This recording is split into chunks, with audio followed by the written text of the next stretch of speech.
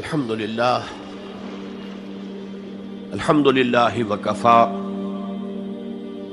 والصلاة والسلام على عباده الذين اصطفى خصوصا على أفضلهم وخاتم النبيين محمد الأمين وعلى آله وصحبه أجمعين. أما بعد فقد قال الله تبارك وتعالى كما ورد في سورة الحجرات: أعوذ بالله من الشيطان الرجيم بسم الله الرحمن الرحيم. قالت الأعراب آمنا قل لم تؤمنوا ولكن قولوا أسلمنا ولما يدخل الإيمان في قلوبكم وَإِن تُطِيعُوا اللَّهَ وَرَسُولَهُ لَا يَلِتْكُم مِّنْ أَعْمَالِكُمْ شَيْئًا إِنَّ اللَّهَ غَفُورٌ رَّحِيمٌ. إِنَّمَا الْمُؤْمِنُونَ الَّذِينَ آمَنُوا بِاللَّهِ وَرَسُولِهِ ثُمَّ لَمْ يَرْتَابُوا وَجَاهَدُوا بِأَمْوَالِهِمْ وَأَنفُسِهِمْ فِي سَبِيلِ اللَّهِ أولئك هم الصادقون. قل أتعلمون الله بدينكم والله يعلم ما في السماوات وما في الأرض والله بكل شيء عليم. يمنون عليك أن أسلموا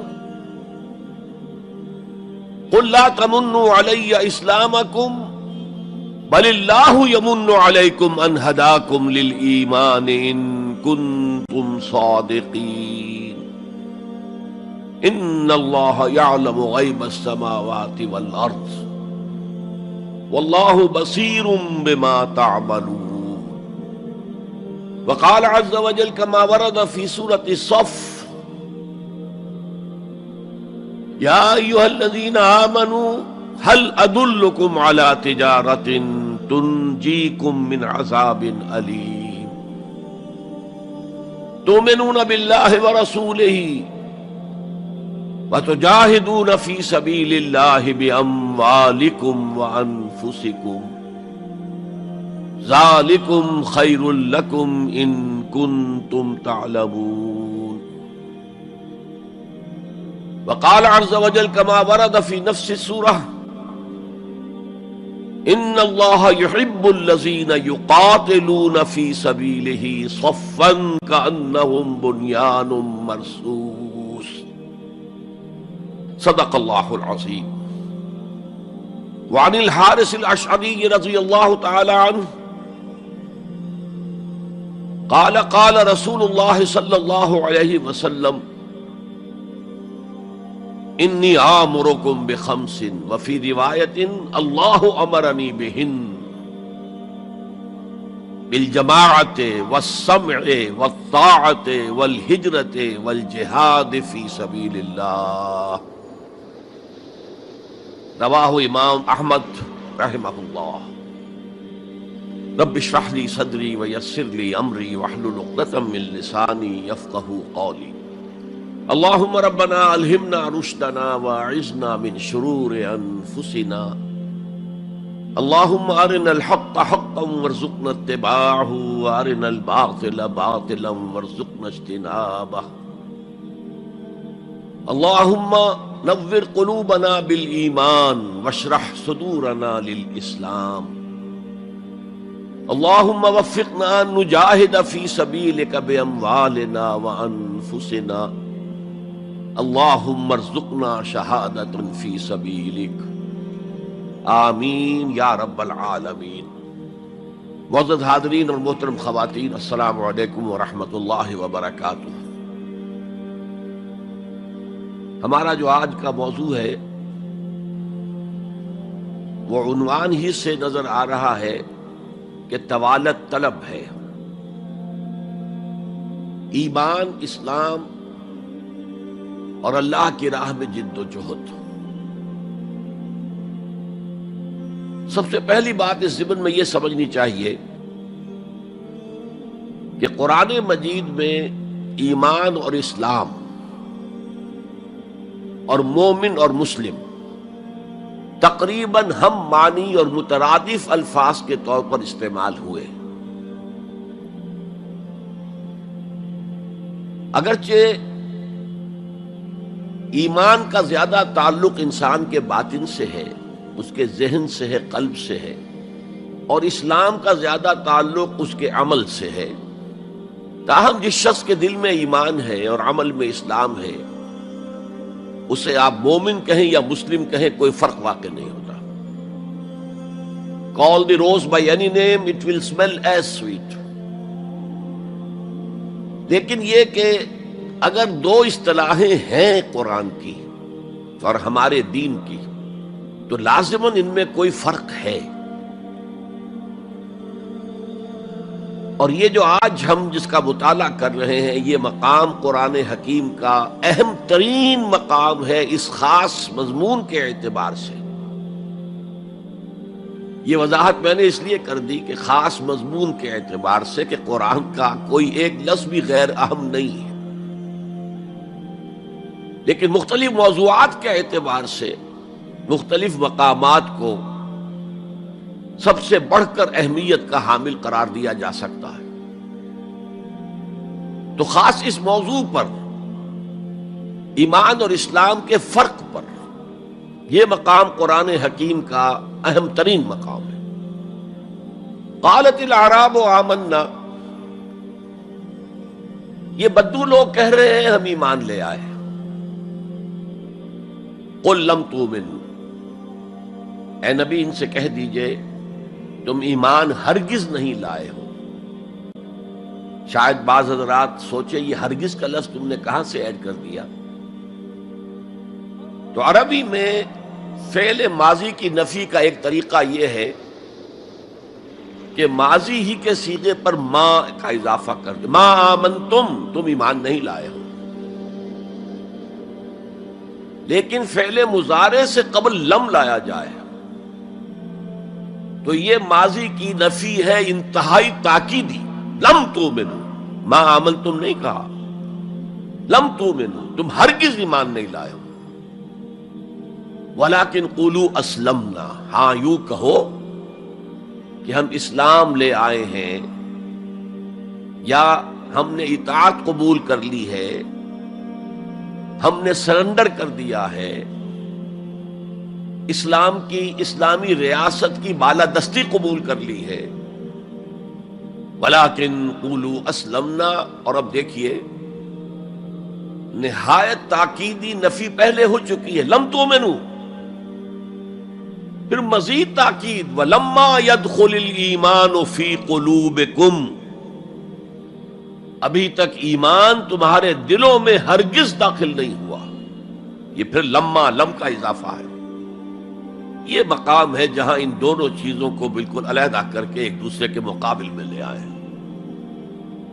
ثابت ہوا ایمان کچھ اور ہے، اسلام کچھ اور ہے۔ ذرا نوٹ کر لیجئے کہ قرآن مجید میں یا اسلام کی اصطلاحات میں تین جوڑے ایسے ہیں کہ جن میں عام اور خاص کی نسبت ہے۔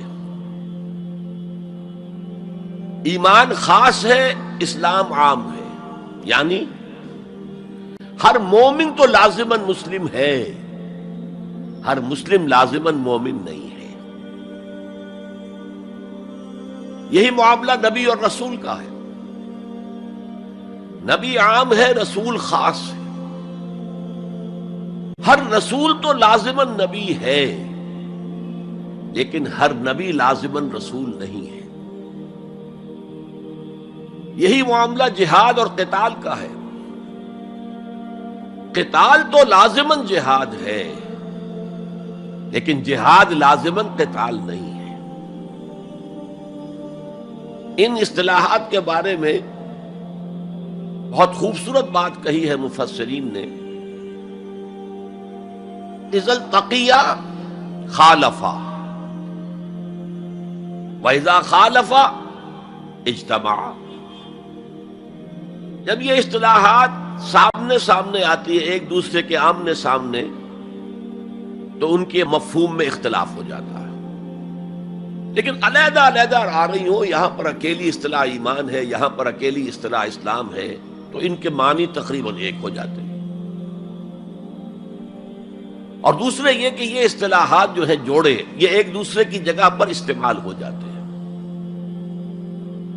تو ایمان کی جگہ اسلام، اسلام کی جگہ ایمان، یہ استعمال کیے جا سکتے ہیں۔ اور جیسا کہ میں نے شروع میں کہا، یہ دونوں تقریباً قرآن کے عام اسلوب کے اعتبار سے مترادف رحمانی الفاظ ہیں، لیکن یہاں انہیں بالکل علیحدہ کر دیا گیا ہے۔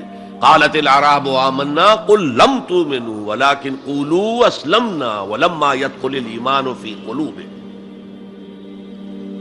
اب ذرا پس منظر سمجھیے کہ یہ کون لوگ تھے جن سے یہ کہا جا رہا ہے۔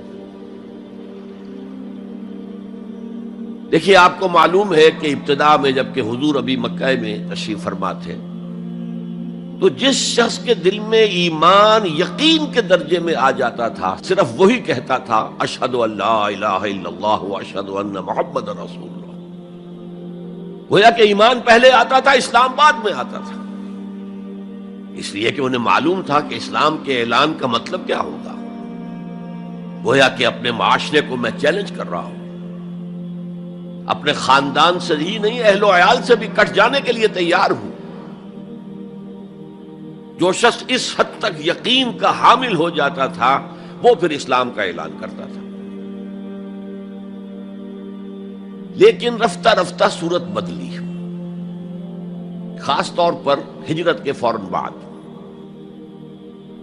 آپ کو معلوم ہے کہ وہاں اللہ تعالیٰ نے ایسے حالات اور اسباب پیدا کر دیے کہ جو دو قبیلے وہاں پر اصل عرب قبیلے آباد تھے، اوس اور خزرج، ان دونوں کے تمام اکابر ایمان لے آئے۔ اور قبائلی زندگی کا معاملہ آپ کو معلوم ہے کہ اگر سرداروں نے ایمان قبول کر لیا تو پھر دونوں قبیلوں نے ایمان قبول کر لیا۔ لیکن یہاں کیفیت اب وہ نہیں تھی۔ یقیناً بہت سے لوگ ان میں وہ تھے جنہوں نے دل کے ساتھ ایمان قبول کیا تھا، اس کے فیس ویلیو پر تسلیم کیا تھا، لیکن بہت سے لوگ وہ بھی تھے کہ جو یہ دیکھ کر کے پورا قبیلہ اسلام لا رہا، چلو ہم بھی شامل ہو جائیں۔ یہ صورت تبدیل ہونی شروع ہو گئی، یعنی ان کے حد تک اسلام پہلے آ گیا، پھر رفتہ رفتہ حضور کی معیت میں رہے، حضور کی صحبت حاصل رہی اور اس سے استفادہ کیا تو ایمان بھی پیدا ہوتا چلا گیا۔ اب یہاں اسلام پہلے آیا، ایمان بعد میں آیا۔ یہی کیفیت ہماری ہے آج۔ ہم مسلمان تو پیدائشی طور پر ہیں، مسلمان والدین کے گھر میں پیدا ہوئے، الا یہ کہ کوئی اور کسی دوسرے مذہب سے تعلق رکھنے والا ایمان قبول کرتا ہے، اسلام قبول کرتا ہے، تو اسے بھی اپنے خاندان سے کٹنا پڑتا ہے، اسے اسی طرح کے حالات سے، چاہے وہ مار پیٹ اور وہ پرسیکیوشن اور وہ تشدد اور وہ ٹارچر نہ ہو جو ہو رہا تھا مکہ مکرمہ میں، لیکن بہرحال کافی کچھ قیمت انسان کو ادا کرنی پڑتی ہے اپنے اسلام کے قبول کرنے کی۔ لیکن ہماری 99,999 فی لاکھ جو اکثریت ہے وہ تو انہی پر مشتمل ہے جو آباء و اجداد کی وجہ سے due to accident of birth مسلمان ہیں۔ تو اسلام تو پیدائشی طور پر مل گیا، پیدا ہوتے ہی داہنے کان میں اذان پڑھی گئی، بائیں میں اقامت کہی گئی۔ بڑا عجیب سا نکتہ ہے، ایک صاحب نے جب بیان کیا تو میں واقعی چونک گیا۔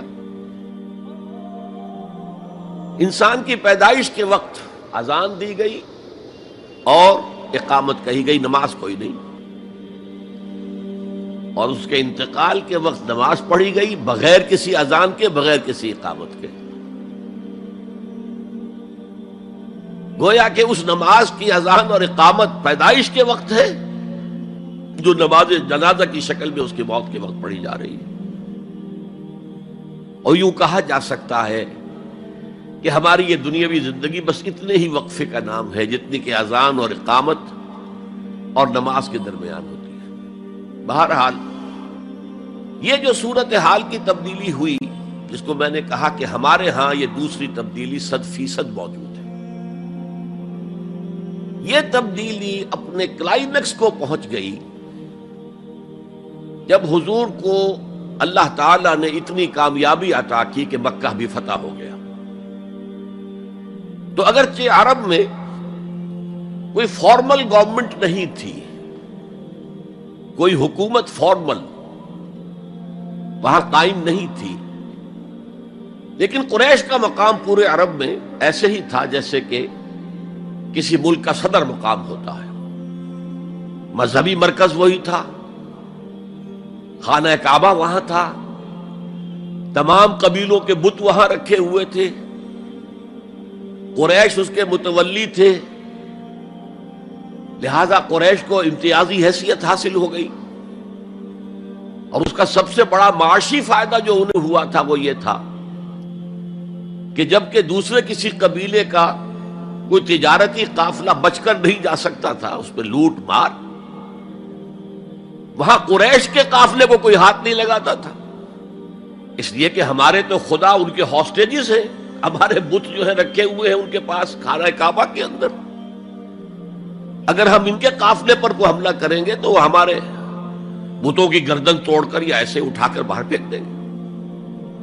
تو بہت بڑا سیاسی اور بہت بڑا معاشی فائدہ قریش کو تھا اس خانہ کعبہ کی وجہ سے، اور اس پر ایک پوری سورت ہے قرآن مجید کی، لإلاف قریش ایلافہم رحلۃ الشتاء والصیف فلیعبدوا رب ھذا البیت الذی اطعمہم من جوع وآمنہم من خوف۔ اس گھر کی وجہ سے ان کو معاشی فوائد حاصل ہے اور امن حاصل ہے۔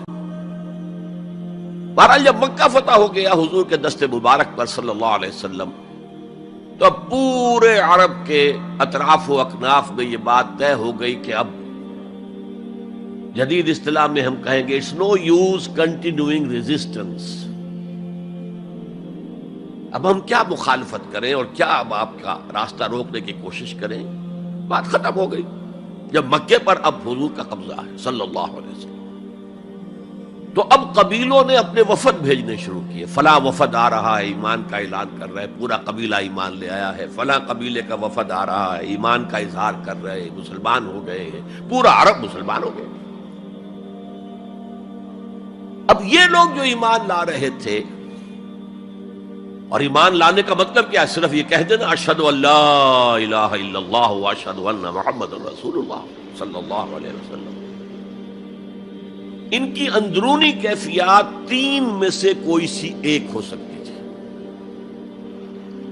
یا تو واقعی ان میں سے بھی کچھ لوگ ایسے تھے جو واقعتاً صدق دل سے ایمان لائے، ایسا بھی ہو سکتا ہے کہ وہ پہلے ہی سے ایمان لا چکے ہوں لیکن اپنے قبیلے کی عصبیت کی وجہ سے، اور یہ کہ پھر قبیلے کو چھوڑ کر کہیں جانا پڑے گا، وہ اظہار نہ کر رہے ہوں، اب اس کے اظہار کے اندر کوئی معنی نہیں رہا، کوئی رکاوٹ نہیں رہی، کوئی رسک نہیں رہا، یہ بھی ہو سکتا ہے۔ تو ایک ممکن کیفیت تو یہ تھی کہ وہ ایمان لائے ہوں حقیقتاً صدق قلب سے، اور ایک ممکن صورت یہ تھی، اور یہ ہر انقلابی عمل میں ہوتا ہے، کہ مخالف انقلاب قوتیں جب یہ سمجھتی ہیں کہ اب ہمارا بس نہیں چلے گا، اب ہم انقلاب کا راستہ نہیں روک سکتے،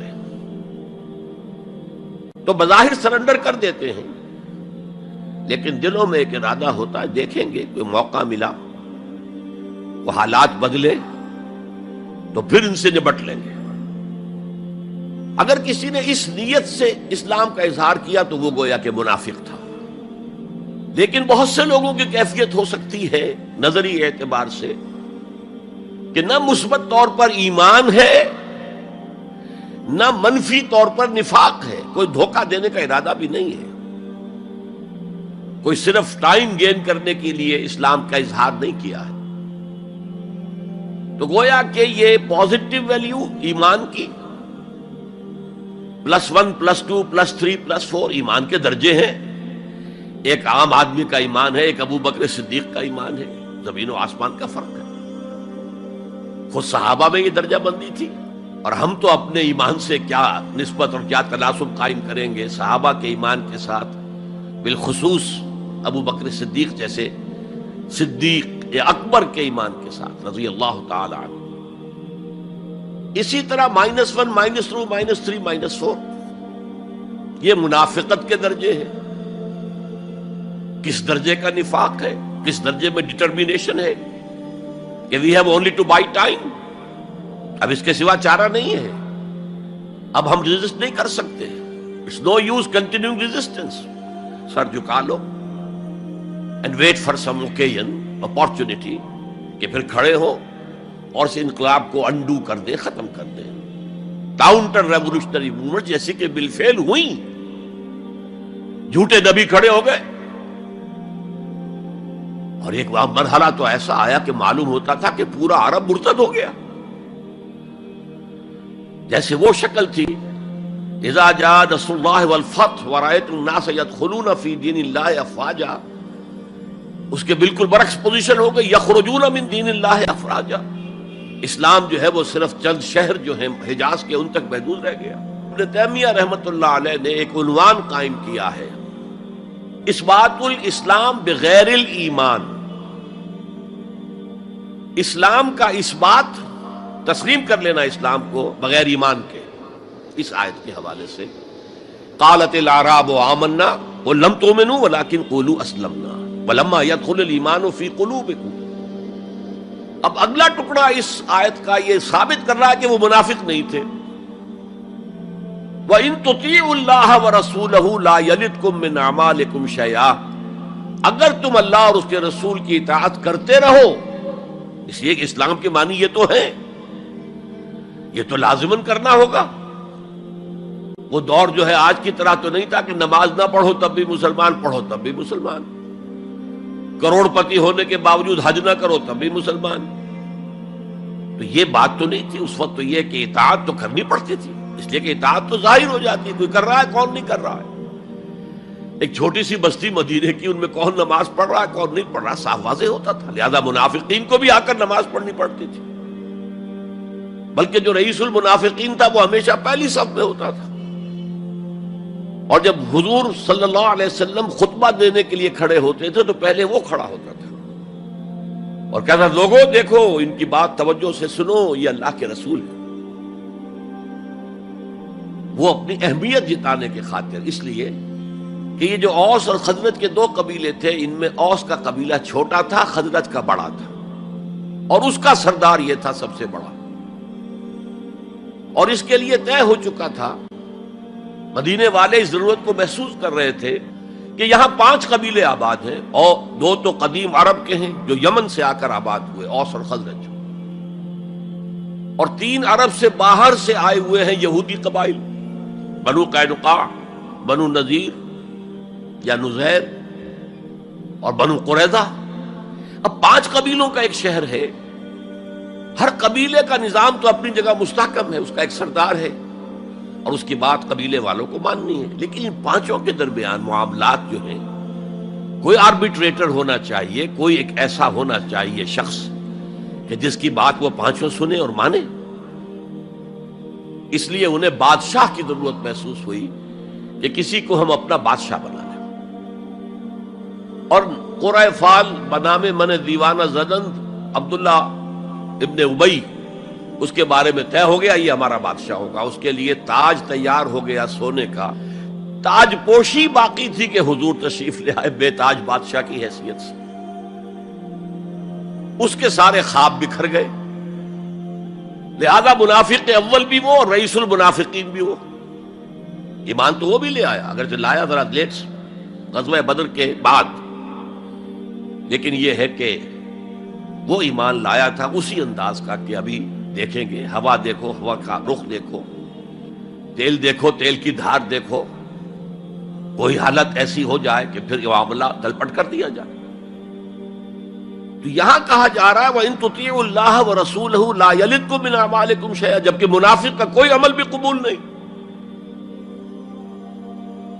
لیکن یہاں فرمایا گیا کہ اگر تم اللہ اور اس کے رسول کی اطاعت کرتے رہو گے تو اللہ تعالیٰ تمہارے اعمال کے اجر و ثواب میں کوئی کمی نہیں کرے گا.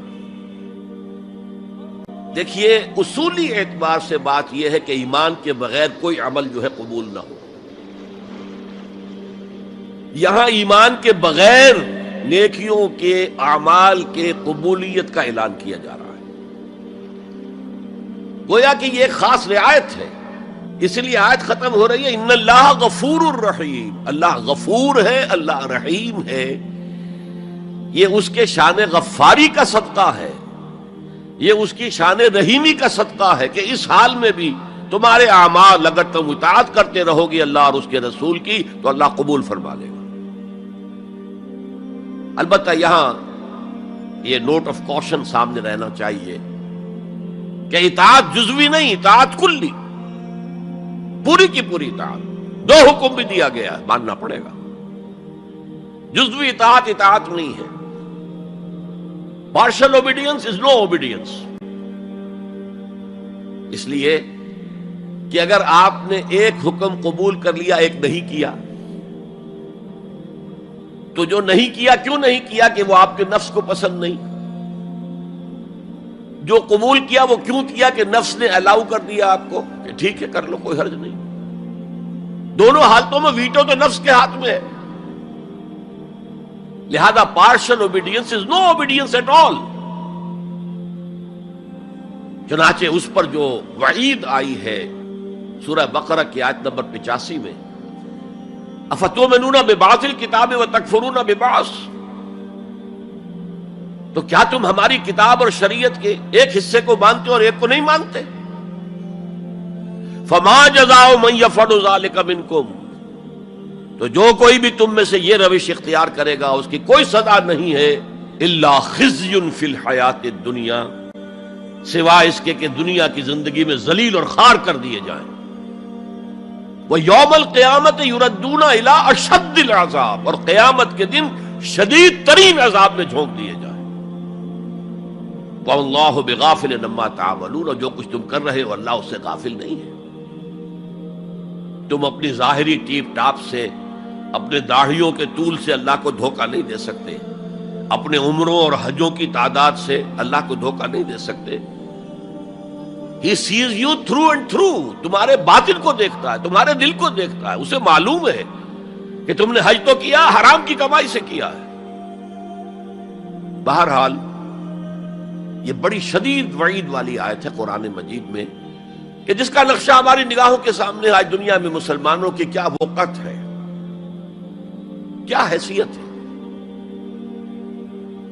1.25 ارب سے لے کر 1.5 ارب تک کی تعداد ہے جو آنکی جاتی ہے مسلمانوں کی دنیا میں. گویا کہ ہر چوتھا یا ہر 5واں انسان مسلمان ہے. کتنا بڑا رقبہ ان کے قدموں تلے ہے. ہر طرح کے وسائل اللہ نے مہیا کیے ہیں، معدنیات، نباتات. پھر جو آج کی سب سے بڑی دولت تیل، اس کے سب سے بڑے ذخیرے مسلمانوں کے قدموں تلے ہیں. اس سب کے باوجود عزت نام کی کوئی شے نہیں. بین الاقوامی معاملات میں کوئی ہم سے رائے لیتا ہی نہیں. کسٹمی پرسد کے بھیا کیستی تم ہو کون، تمہاری رائے کیا؟ G7 بیٹھیں گے، G9 بیٹھیں گے، G13 ہوں گے، G15 ہوں گے، وہ بیٹھ کر طے کریں گے. کوئی مسلمان ملک نہ G7 میں نہ G15 میں، جسے ہم محاورے میں کہتے ہیں نہ 3 میں نہ 13 میں. یہ ہے ہماری عزت آج دنیا میں. اکثر مسلمان ملکوں کی حکومتیں امریکہ کی جیب میں ہیں. یہ ہے ہماری حیثیت. تو ذلت جو ہے وہ تو آج ہم پر ہے مسلط. فما جزاء من يفعل ذلك منكم الا خزي في الحياة الدنيا ويوم القيامة. اب یہ قیامت کے دن کی بات جو اللہ فرما رہے ہیں، دعا ہی کی جا سکتی ہے کہ اللہ تعالیٰ اس سے بچا لے، کرم فرمائے، اپنی شان غفاری اور شان رحیمی سے ہمیں اس روز کی ذلت سے اور شدید ترین عذاب میں جھونک دیے جانے کی جو یہاں پر خبر سنائی جا رہی ہے، وعید سنائی جا رہی ہے. اللہ تعالیٰ اسے بچا لے. تو اس آیت کو اب آپ سامنے رکھیے. البتہ ایک بات میں اور آپ سے عرض کر دوں کہ جو کیفیت اس آیت میں سامنے آئی ہے یہ مستقل نہیں رہ سکتی. اگر کوئی شخص واقعتاً چاہے آغاز میں اس کا دل پازیٹیولی ایمان سے خالی تھا، لیکن ساتھ ہی نیگیٹو نفاق سے بھی خالی تھا. کہہ سکتے ہیں زیرو لیول ہے، پلس ویلیوز اور مائنس ویلیوز کے درمیان زیرو آئے گا. تو باطن کے اعتبار سے چاہے وہ زیرو لیول پر تھا، لیکن اگر وہ اطاعت کرتا رہا، نماز پڑھتا رہا، روزہ رکھتا رہا، زکوٰۃ دیتا رہا، حرام چیزوں سے بچتا رہا، فرائض ادا کرتا رہا، تو اس سے لازماً ایمان پیدا ہو جائے گا اس کے دلوں میں. اس لیے کہ یہ دو طرفہ پروسیس ہے، بائی لیٹرل. ایمان سے عمل پیدا ہوتا، عمل سے ایمان پیدا ہوتا.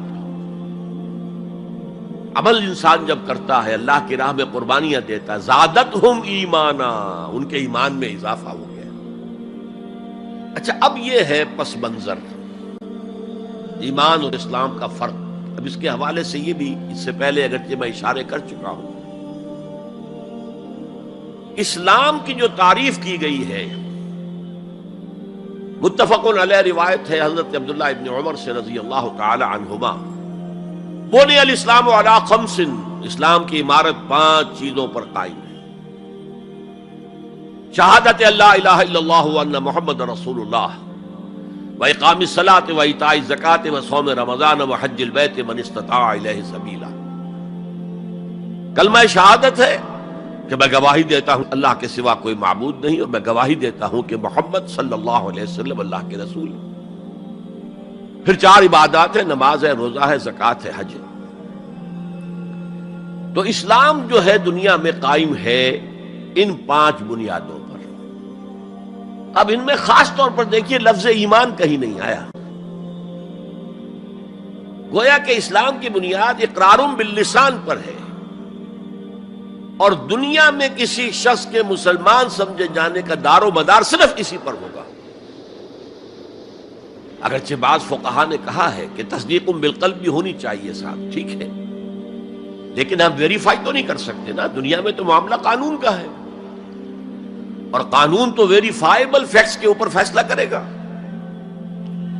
ہم نہ کسی کے ایمان کو ویریفائی کر کے سند دے سکتے کہ ایمان ہے، نہ کسی کے ایمان کی نفی کر سکتے. تو دنیا میں معاملہ سارا اسلام پر ہے. ایک مسلمان اسلامی ریاست کا مکمل شہری ہے، ایک مسلمان معاشرے کا مکمل ایک رکن ہے. اسلام ہی پر سارا نظام ہے اس دنیا میں، لیکن آخرت میں سارا دار و مدار ایمان پر ہے. اس لیے کہ اللہ تو معذور نہیں ہے کہ دلوں کے حال کو نہ جانتا ہو. ان اللہ لا ينظر الى صورکم ولا الى اموالکم ولکن ينظر الى قلوبکم واعمالکم. اللہ تعالیٰ نہ تمہاری صورتوں کو دیکھتا ہے، نہ تمہارے مالوں کو دیکھتا ہے، بلکہ وہ تو دیکھتا ہے تمہارے دلوں کو اور تمہارے اعمال کو. امام بخاری رحمت اللہ علیہ کا موقف کہ ایمان میں عمل بھی شامل ہے انٹیگرل پارٹ کی حیثیت سے، یہ حقیقی ایمان کے اعتبار سے 100% درست ہے. تو دل میں یقین ہوگا تو کیسے عمل اس کے خلاف ہو جائے گا. لیکن لیگل اور کانسٹیٹیوشنل لیول پر، جسے ہم اسلام کہیں گے، عمل علیحدہ ہے، ایمان علیحدہ ہے. اور ایمان حقیقی گھٹتا بھی ہے، بڑھتا بھی ہے. زادتہم ایمانا وما زادہم الا ایمانا وتسلیما، سورہ احزاب میں فرمایا کہ وہ جو 12,000 کا لشکر آ گیا تھا اور ایک شدید صورت پیدا ہو گئی تھی، اور محسوس ہوتا تھا perhaps this is the end، جیسے کہ ایک چراغ جل رہا ہے میدان میں رکھا ہوا اور جھکڑ چل رہا ہے بجھانے کے لیے. تو منافقین کا نفاق ان کی زبانوں پر آ گیا. ما وعدنا اللہ ورسولہ الا غرورا، ہم سے اللہ اور اس کے رسول نے جو وعدے کیے تھے وہ سب جھوٹے ثابت ہوئے. ہم سے کہا گیا تھا کیسر و کسریٰ کے خزانے تمہارے قدموں میں ہوں گے، اور آج کیا ہے، ہم رفع حاجت کے لیے باہر نہیں جا سکتے. تو منافقین کے اندر کا روگ جو تھا وہ ان کی زبانوں پر آ گیا. اور اہل ایمان کا معاملہ کیا ہوا؟ انہوں نے جب دیکھا لما راول احزاب قالوا ھذا ما وعدنا اللہ ورسولہ، انہوں نے کہا یہی تو ہے جس کا ہم سے اللہ اور اس کے رسول نے وعدہ کیا تھا. یہ آیت تو سورہ بقرہ میں نازل ہو چکی تھی. وَلَنَبْلُوَنَّكُمْ بِشَيْءٍ مِّنَ الْخَوْفِ وَالْجُوعِ وَنَقْصٍ مِّنَ الْأَمْوَالِ وَالْأَنفُسِ وَالثَّمَرَاتِ وَبَشِّرِ الصَّابِرِينَ، ہم لازماً آزمائیں گے تمہیں، لازماً آزمائیں گے، خوف سے، بھوک سے، فقر و فاقے سے، جان اور مال اور ثمرات کے ضیاع سے اور زیاں سے۔ فصل تیار کھڑی ہے اور عین وقت آ گیا ہے جنگ کا، اور وقت پر فصل کھجور کی اتاری نہ گئی تو تباہ ہو جائے گی، لیکن نہیں، نکلنا ہے۔ یہی معاملہ تھا جو کہ تبوک کے موقع پر ہوا ہے۔ قحط کی کیفیت تھی اور اب فصل تیار تھی، اب ساری امیدیں اس فصل پر تھی، کھجور کی، لیکن ظاہر ہے کہ کھجور کی فصل اتارنا کوئی عام خواتین کا کام تو نہیں ہے، لیکن مردوں سے کہا جا رہا نکلو اللہ کی راہ میں، سب کے سب۔ پہلی مرتبہ لفیر عام تھی، ہر صاحب ایمان نکلے، تو ایک بہت بڑی آزمائش۔ تو جو راسخ الایمان تھے، صادق الایمان تھے، ان کا رد عمل سچویشن ایک ہی ہے۔ منافقین کہہ رہے ہیں ما وعدنا اللہ ورسولہ الا غرورا، ہمیں تو اللہ اور اس کے رسول نے سبز باغ دکھا کر بروا دیا، اور اہل ایمان کہہ رہے ھذا ما وعدنا اللہ ورسولہ وصدق اللہ ورسولہ وما زادہم الا ایمانا وتسلیما، اور ان میں نہیں کوئی شے بڑھی مگر ایمان اور تسلیم کے۔ جبکہ وہ جو ایک کانسٹیٹیوشنل ایمان ہے وہ ایک جامد شے ہے، it's a legal status that you get as a Muslim, تو یہ سٹیٹس نہ گھٹتا ہے نہ بڑھتا ہے۔ یہ نہیں ہو سکتا کہ ایک باپ کے اگر دو بیٹے ہیں اور ایک متقی ہے، زاہد ہے، عابد ہے، تہجد گزار ہے، دوسرا فاسق و فاجر ہے، تو وراثت میں اس تہجد گزار کو زیادہ حصہ ملے اور دوسرے کو جو ہے وہ کم ملے؟ نہیں، ایکول۔ المسلم کفو لکل مسلم، تمام مسلمان آپس میں جہاں تک ان کے لیگل اور پولیٹیکل حقوق کا تعلق ہے برابر۔ تو یہ فرق ہے ایمان اور اسلام میں۔ البتہ یہ میں آپ کو بتا چکا ہوں کہ یہ بھی ہو سکتا ہے کہ اسلام پہلے آئے، ایمان بعد میں آئے۔ ہم میں سے جب بھی اللہ تعالیٰ کسی کو نصیب فرما دے حقیقی ایمان، یقین والا ایمان، جیسے میں نے دعا کی اللہم نور قلوبنا بالایمان، اے اللہ ہمارے دلوں کو منور کر دے، روشن کر دے ایمان کے ساتھ، نور ایمان سے جگمگا اٹھے ہمارا دل، واشرح صدورنا للاسلام، اور ہمارے سینوں کو کھول دے اسلام کے لیے، اسلام کی ہر شے ہمیں حسین نظر آئے۔ حضور صلی اللہ علیہ وسلم کی حیات طیبہ کے آخری ایام میں یہ واقعہ پیش آیا کہ حضور مسجد نبوی میں تشریف فرما ہے، مجمع موجود ہے، اچانک ایک شخص ظاہر ہوتا، شدید و بیاض ثیاب، شدید و سواد شعر، اس کا لباس انتہائی سفید صاف، کوئی اس پر دھبا نہیں، داغ نہیں، میل نہیں، بال انتہائی سیاہ چمکدار، گرد آلود نہیں، ولا یعرفہ احد منا، اور ہم میں سے اسے کوئی پہچانتا بھی نہیں تھا۔ کسی بھی ریت سے، خاک سے بالکل آلودہ ہوئے بغیر بال ہیں، تو شاید یہ مدینے کا رہنے والا ہو، تو مدینے والوں میں سے کوئی تو ہوتا کہ جو اس کو جانتا پہچانتا، کوئی نہ کوئی تو گریٹ کرتا اس کو مجمع میں، آؤ آؤ ادھر آ جاؤ، میرے پاس آ جاؤ، کوئی نہیں۔ اور اگر براہ راست باہر سفر سے آ رہا ہے تو کچھ گرد آلود بال ہوتے، کچھ کپڑے میلے کچیلے ہوتے، تو لوگ حیران تھے۔ اور مزید یہ کہ اس نے سیدھا تیر کی طرح مجمع کو چیرتا ہوا حضور کے عین سامنے جا کر بیٹھ گیا۔ اب لوگ حیران ہیں، یہ ہے کون؟ اس کی یہ جرت، یہ جسارت، اور اس طرح دو زانو بیٹھا کہ حضور کے گھٹنوں کے ساتھ اپنے گھٹنے جوڑ دیے اور حضور کی رانوں پر اپنے دونوں ہاتھ رکھ دیے۔ اب سوال کیا، یا محمد اخبرنی عن الاسلام، اے محمد مجھے بتاؤ اسلام کیا ہے؟ حضور نے فرمایا وہی جو میں ابھی آپ کو حدیث سنا چکا ہوں، الاسلام ان تشہد اللہ الہ الا اللہ وان انا رسول اللہ وان تقیم الصلاۃ وتؤتی الزکاۃ وتصوم رمضان وتحج البیت ان استطعت الیہ سبیلا۔ پھر کہا اخبرنی عن الایمان۔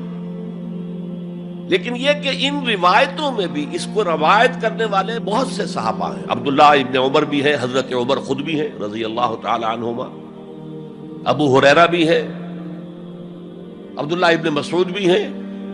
چونکہ ایک مجمع میں واقعہ ہو رہا تھا نا، تو مجمع کے اندر تو بہت سے لوگ سن رہے ہیں. اگرچہ جیسے آج بھی ہوگا کہ میں جو بات کہہ رہا ہوں، آپ میں سے بہت سے حضرات میری ساری بات سن کر اگر کہیں جا کر رپورٹ کریں گے تو ان کی باتوں میں اختلاف ہو جائے گا. لہذا اس حدیث کی روایت میں اختلاف ہے. بعض روایت تو یہ ہے کہ پہلے پوچھا اخبرنی علی الایمان، پھر پوچھا اخبرنی علی الاحسان یا علی الاسلام. اور یہ جو حضرت عمر کی روایت ہے اس میں ہے سب سے پہلے آپ نے پوچھا اخبرنی عن الاسلام، پھر دوسرا سوال آیا اخبرنی عن الایمان. اچھا، اس کے بعد ایک دو سوال اور بھی کیے، اب میں تفصیل میں نہیں جا سکتا. پھر وہ شخص چلا گیا. حضور نے کہا ذرا اس کو بلانا واپس، تو دیکھا تو کہیں بھی نہیں. زمین کھا گئی، آسمان اچک کر لے گیا، اللہ جانے. تب حضور نے فرمایا اوہ یہ جبرائیل تھے جو تمہیں تمہارا دین سکھانے آئے تھے. یعلمکم دینکم اذ لم تسألوہ، جبکہ تم نے اس کے بارے میں سوال نہیں کیا. اور یہ پہلی بار ہے کہ میں جبرائیل کو پہچان نہیں سکا. انسانی شکل میں وہ آئے اور میں پہچان نہیں پایا، ورنہ اکثر حضرت دہیہ کلبی کی شکل میں آتے تھے انسانی صورت میں. جب بھی حضرت جبرائیل آتے تھے، حضرت دہیہ کلبی جو ہیں وہ بہت ہی حسین جوان رانا، ان کی شکل میں آتے تھے. بہرحال یہ اتنا اہم مسئلہ ہے کہ اس کو کلیئر کرنے کے لیے کہ دودھ کا دودھ پانی کا پانی علیحدہ ہو جائے. ایمان کیا ہے، اسلام کیا ہے. دنیا کا نظام اسلام پر ہے، ایمان پر نہیں ہے. آخرت کا معاملہ ایمان پر ہے، اسلام پر نہیں ہے. کوئی شخص مسلمانوں کا بہت بڑا قائد ہو، بہت بڑا لیڈر ہو، لیکن ہو سکتا ہے آخرت میں زیرو ہو. میں حدیث سنا چکا ہوں آپ کو. ایک شخص دنیا میں شہید سمجھا جا رہا تھا، ایک شخص دنیا میں بہت بڑا عالم سمجھا جا رہا تھا، ایک شخص دنیا میں بہت بڑا سخی سمجھا جا رہا تھا، اور اللہ نے سب کے دعوے جو ہیں ان کی نفی کر دی. تم نے جنگ کی تھی اس لیے لیقال جریء کہا جائے، بہت ہی جری آدمی ہے صاحب، بہت بہادر آدمی، کیا کہنے اس کے. لیقال سخی، بھائی بڑا سخی آدمی ہے، سخاوت کے دریا بہا دیے اس نے. بھائی بہت بڑا عالم ہے، اس سے علم کا کتنا جو ہے لوگوں کو فیض پہنچا ہے. وقت قیلا، یہ تمہارا مقصود تھا، وہ مقصود دنیا میں حاصل ہو چکا، تمہاری شہرت کے ڈنکے بج چکے، اب یہاں تمہارے لیے کچھ نہیں. اور پھر اللہ حکم دے گا اور فرشتے منہ کے بل گھسیٹتے ہوئے اسے جہنم میں جھونک دیں گے. تو وہ اسلام وہاں کام نہیں آئے گا. بلکہ اسلام کیا، اسلام پر اتنی اضافی خوبیاں بھی کام نہیں آئیں گی اگر دل میں ایمان نہیں اور اس کے نتیجے میں نیت درست نہیں. حقیقت البر پر ہم گفتگو کر چکے ہیں، نیکی کی اصل حقیقت کیا ہے. اسی موضوع پر اصل میں امام ابو حنیفہ جو فقیہ ہے، ان کی کوئی کتاب اور تصنیف فقہ پر نہیں ہے. وہ سارے ان کے شاگردوں کے فتاوی ہیں جو بعد میں مرتب ہوئے.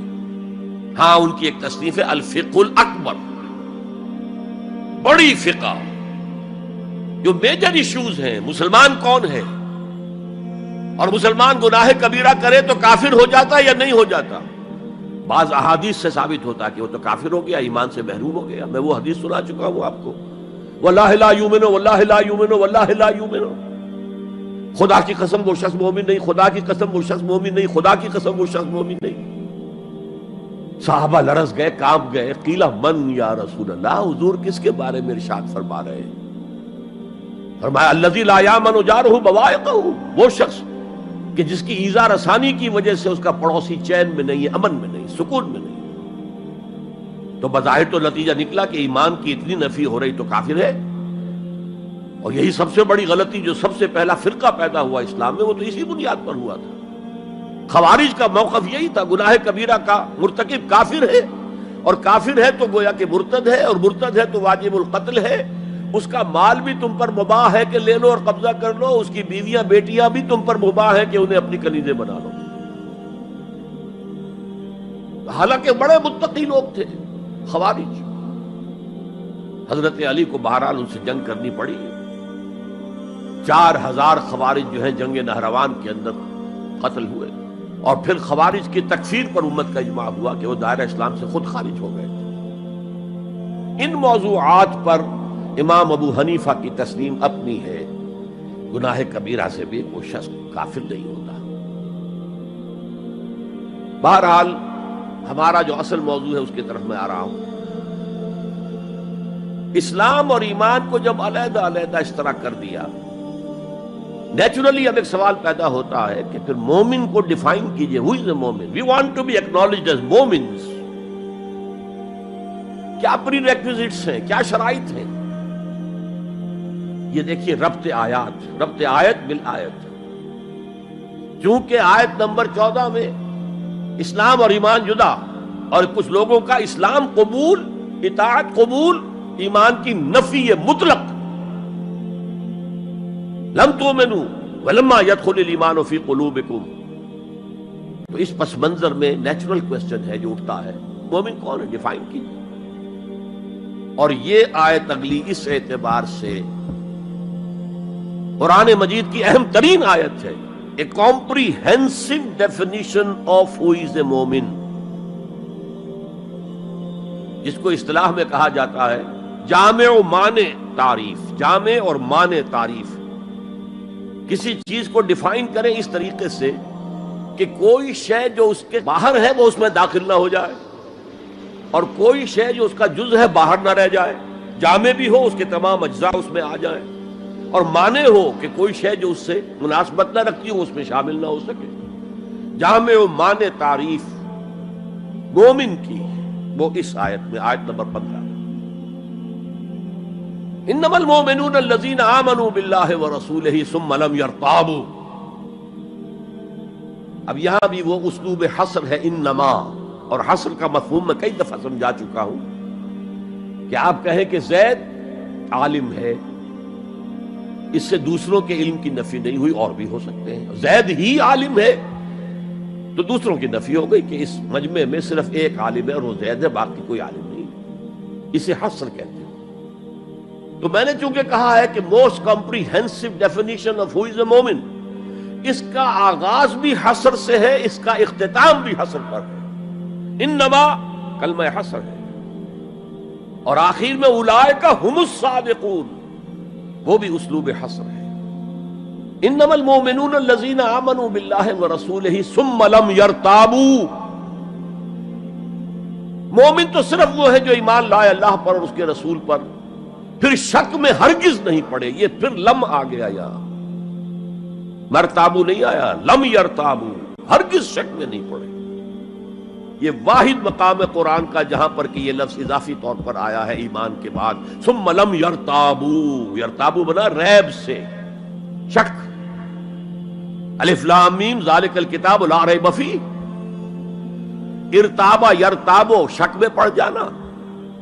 ثم لم یرتابو، پھر شک میں ہرگز نہیں پڑے. ان کا دل ایمان پر یقین کے ساتھ معمور ہو گیا.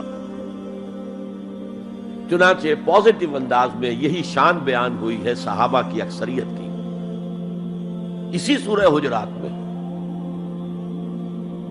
فرمایا گیا صحابہ کرام سے وَلَٰكِنَّ اللَّهَ حَبَّبَ إِلَيْكُمُ الْإِيمَانَ وَزَيَّنَهُ فِي قُلُوبِكُمْ. اللہ نے تو تمہارے نزدیک ایمان کو محبوب بنا دیا ہے اور تمہارے دلوں میں کھبا دیا ہے، مزین کر دیا تمہارے دلوں کو ایمان سے، منور کر دیا تمہارے دلوں کو ایمان سے. تو یہاں فرمایا انما المؤمنون الذین آمنوا باللہ ورسولہ ثم لم یرتابوا، اضافی شرط. وجاہدوا باموالہم وانفسہم فی سبیل اللہ، اور جہاد کیا انہوں نے اپنے مالوں کے ساتھ اور جانوں کے ساتھ اللہ کی راہ میں. یہ دوسری شرط لازم. تو یا جہاد کے بغیر کوئی ایمان نہیں. یہ جامع و مانع تعریف ہے. اولئک ھم الصادقون، صرف یہ لوگ سچے ہیں. یہ اگر دعویٰ کریں آمنا تو ٹھیک ہے، ان کا دعویٰ صحیح ہے، درست ہے، لیکن یہ دو پری ریکوزٹس پورے کرنے ہوں گے. اب اس کو میں سمجھانے کے لیے کہا کرتا ہوں کہ دیکھیے یہ 5 ارکان تو اسلام کے ہو گئے، کلمہ شہادت، نماز، روزہ، حج، زکوٰۃ. اس میں جب حقیقی ایمان دلوں میں اتر جائے گا تو ایک تو رکن یہاں اضافی ہو جائے گا، یقین قلب. صرف گواہی نہیں، صرف وربل اٹیسٹیشن نہیں، یقین قلب. اور دوسرا عمل میں آ جائے گا جہاد فی سبیل اللہ. وہ پانچوں ارکان قائم رہیں گے. اسلام عام ہے، ایمان خاص ہے، تو اسلام کے 5 ارکان تو ہیں موجود، وہ تو شامل رہیں گے. اگرچہ ظاہر بات ہے جب دل میں یقین پیدا ہو جائے گا تو اب نماز کی شان کچھ اور ہوگی. ایک ہے چھدا اتارا جا رہا ہے، بس نماز ایک فقہی جو ہے وہ ہم نے ادا کر دی ہے، جس کو کہا گیا ہے کہ جیسے مرغا ٹھونگے مارتا ہے ایسے سجدے کیے ہیں اور گئے. ایک نماز وہ ہوگی جسے حضور نے کہا الصلاۃ معراج المومنین. تو ایمان حقیقی کے ساتھ نماز کی شان کچھ اور ہوگی، اور ایک اس رسمی سے اسلام کے ساتھ نماز کی شان کچھ اور ہوگی. لیکن وہ 5 ارکان قائم رہیں گے، 2 کا اضافہ ہو جائے گا. شہادت کے بعد اس کے ساتھ یقین قلبی، اور ان 4 عبادات کے ساتھ جہاد فی سبیل اللہ. یہ جو رے آف لائٹ کا جو اسپیکٹرم بنتا ہے اسے پرزم میں سے جب گزارے تو 7 روشنیاں نظر آتی ہیں. وہ تو نظر آتی ہیں، 2 اور بھی ہیں جو نظر نہیں آتی. Ultraviolet, infrared. یہ الٹرا وائلٹ ہے اور یہ انفرا ریڈ ہے جہاد والی، جس میں جانیں دینی پڑتی ہے، خون کا معاملہ بھی آتا ہے. یہ گویا کہ حقیقی ایمان کے 7 ارکان ہو جائیں گے، 5 جمع 2. تب وہ شخص مومن کہلانے کا مستحق ہوگا. قُلْ أَتُعَلِّمُونَ اللَّهَ بِدِينِكُمْ، اے نبی ان سے کہیے تم اللہ کو بتانا چاہتے ہو، جتلانا چاہتے ہو اپنا دین. میں چونکہ ہریانہ میں پیدا ہوا تھا، حصار میں، تو وہاں کی جو مقامی بولی تھی اس کی کچھ چیزیں یاد ہیں. تھوتھا چنا باجے گھنا. جو چنا اندر سے خالی ہو گیا، کیڑا کھا چکا ہے، اس کے اندر آواز زیادہ ہو جاتی ہے. خالی برتن زیادہ آواز دیتا ہے، برتن بھرا ہوا ہے تو ظاہر بات ہے ڈل ہو جائے گی. تو وہاں تھوتھا چنا، کھوکھلا چنا، باجے گھنا، اس کی آواز جو ہے زیادہ آتی ہے.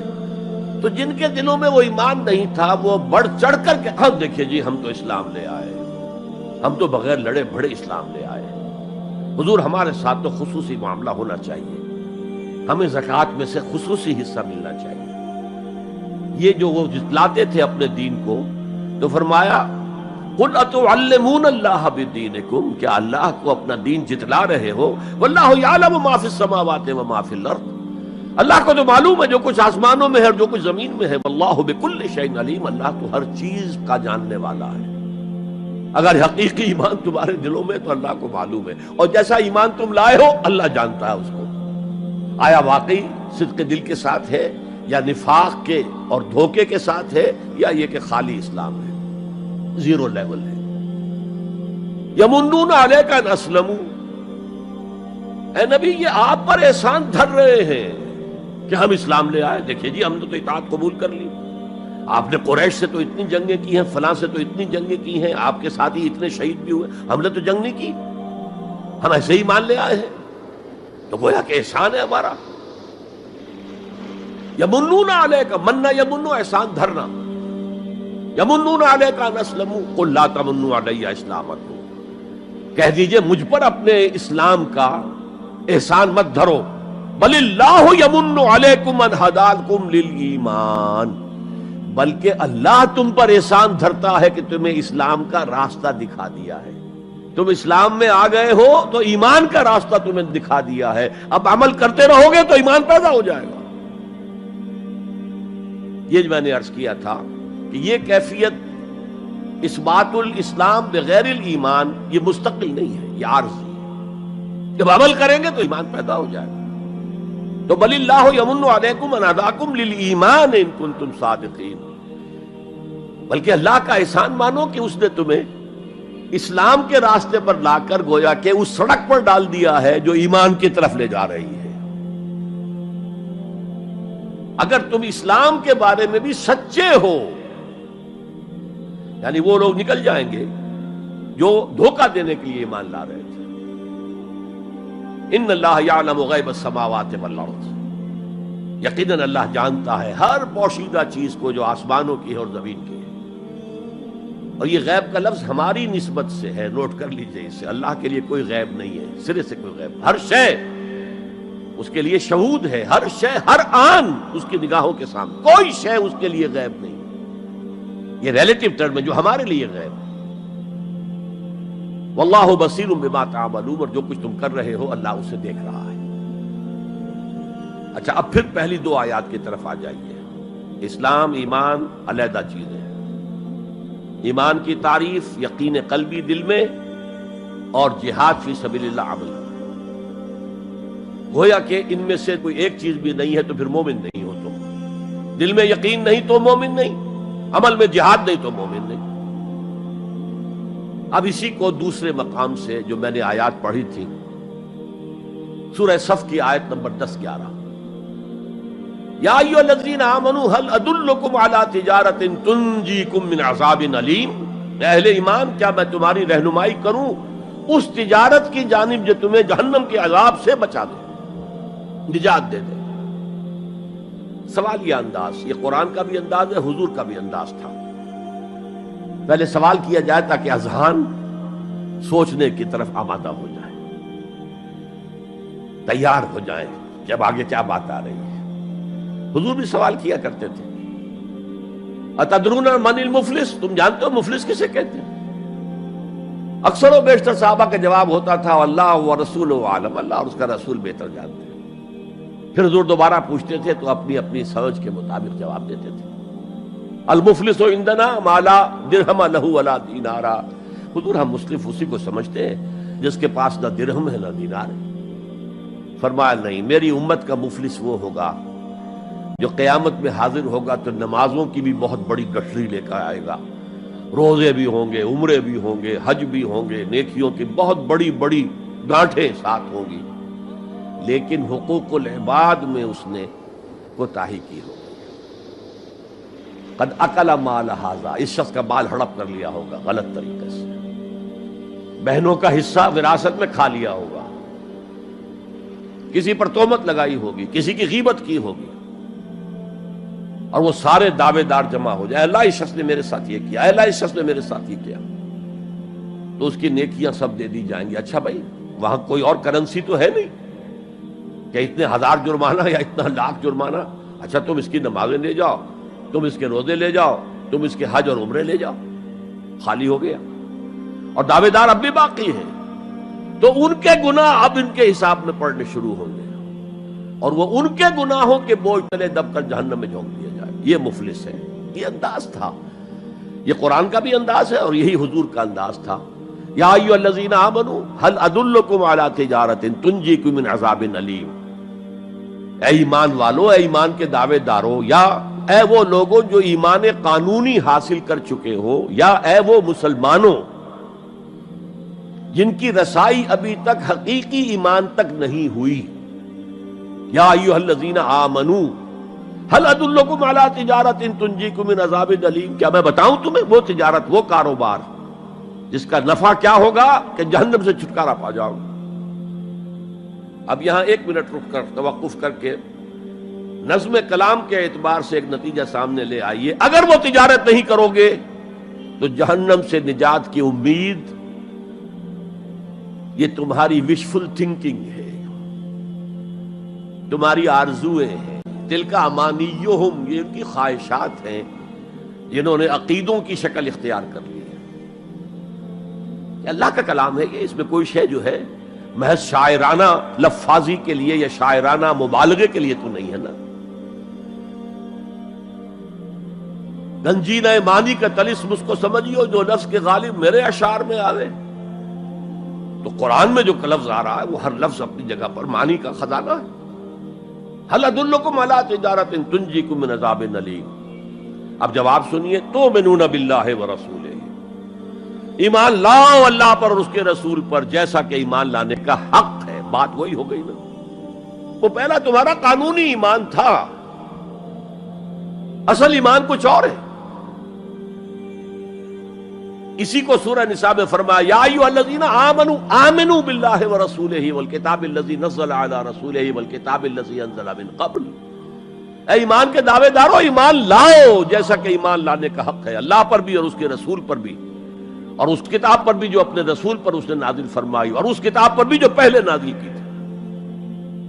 تؤمنون باللہ ورسولہ وتجاہدون فی سبیل اللہ باموالکم وانفسکم. بالکل وہی آیت نمبر 15 بن گئی کہ نہیں سورہ حجرات کی؟ ایمان لاؤ اللہ پر، اس کے رسول پر، یا ایمان رکھو اللہ پر اس کے رسول پر جیسے کہ ایمان کا حق ہے، اور جہاد کرو اللہ کی راہ میں اپنی جانوں اور مالوں کے ساتھ. تؤمنون باللہ ورسولہ وتجاہدون فی سبیل اللہ باموالکم وانفسکم ذالکم خیر لکم ان کنتم تعلمون. یہی تمہارے حق میں بہتر ہے اگر تم سمجھو. اگرچہ بظاہر تو گھاٹے کا سودا ہے دنیاوی اعتبار سے، اللہ کی راہ میں جہاد کرنا جان کا اندیشہ، قتال کے لیے نکلنا جان کا، جو اگر بچ کے آ گئے تو ایک نئی زندگی سمجھیے، ورنہ انسان میدان جنگ میں جاتا ہے تو جان ہتھیلی پر رکھ کر جاتا ہے. مال مانگا جا رہا ہے اللہ کی راہ میں، مال دے کر دنیا میں تو بہرحال دولت کی کمی کا احساس ہوتا ہے نا. اگرچہ تمہیں گھاٹے کا سودا نظر آتا ہے، حقیقت میں یہی نفع کا سودا ہے اگر تمہارے پاس علم حقیقی ہے. اب ان دو مقامات سے جو نتیجہ میں نے نکالا، there can be no ایمان without jihad فی سبیل اللہ. There can be no salvation on the day of judgment without jihad فی سبیل اللہ. کس قدر اہم ہے جہاد فی سبیل اللہ کو اب سمجھنا، اس کے تقاضوں کو جاننا، اس کی شرائط کا فہم حاصل کرنا. اس ضمن میں جو دنیا میں آج غلط فہمیاں پھیلی ہوئی ہیں اور زبردستی پھیلائی بھی جا رہی ہیں جان بوجھ کر، اس کا اصل سبب ہم خود ہیں. ہماری بہت بڑی غلطی ہوئی کہ ہم نے جہاد اور قتال کو ہم مانی قرار دے دیا. یہ بھی جوڑا وہی ہے، عام اور خاص، لیکن جہاد اور قتال یہ ہم مانی نہیں ہے، سینونیمس نہیں ہے. اسی لیے میں نے سورہ صفی کی آیت نمبر 4 بھی آپ کو سنائی. اب یہ اس اعتبار سے جہاد اور قتال فی سبیل اللہ پر قرآن مجید کی جامع ترین صورت ہے. کل 14 آیتیں، اس میں جہاد فی سبیل اللہ کا ذکر بھی ہے، یہ آیت نمبر 11 کے اندر، اور آیت نمبر 4 میں قتال فی سبیل اللہ کا حکم بھی ہے. ان اللہ یحب الذین یقاتلون فی صفا کانہم بنیان مرصوص. اللہ کو محبوب تو وہ بندے ہیں اس کے جو اس کی راہ میں جنگ کرتے ہیں صفیں باندھ کر، گویا کہ سیسا پلائی ہوئی دیوار ہے. قتال فی سبیل اللہ، جہاد فی سبیل اللہ، دو اصطلاحات ہیں، ان کا مفہوم بالکل ایک تو نہیں ہو سکتا. ہمارے ہاں ان دونوں کو مترادف قرار دے دیا. اس کے نتائج کیا نکلے؟ قتال ہر وقت تو ہوتا ہی نہیں،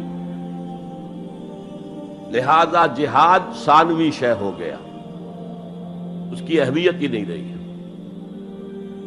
وہ جو بیک برنر کی جگہ ہوتی ہے وہاں رکھ دیا گیا.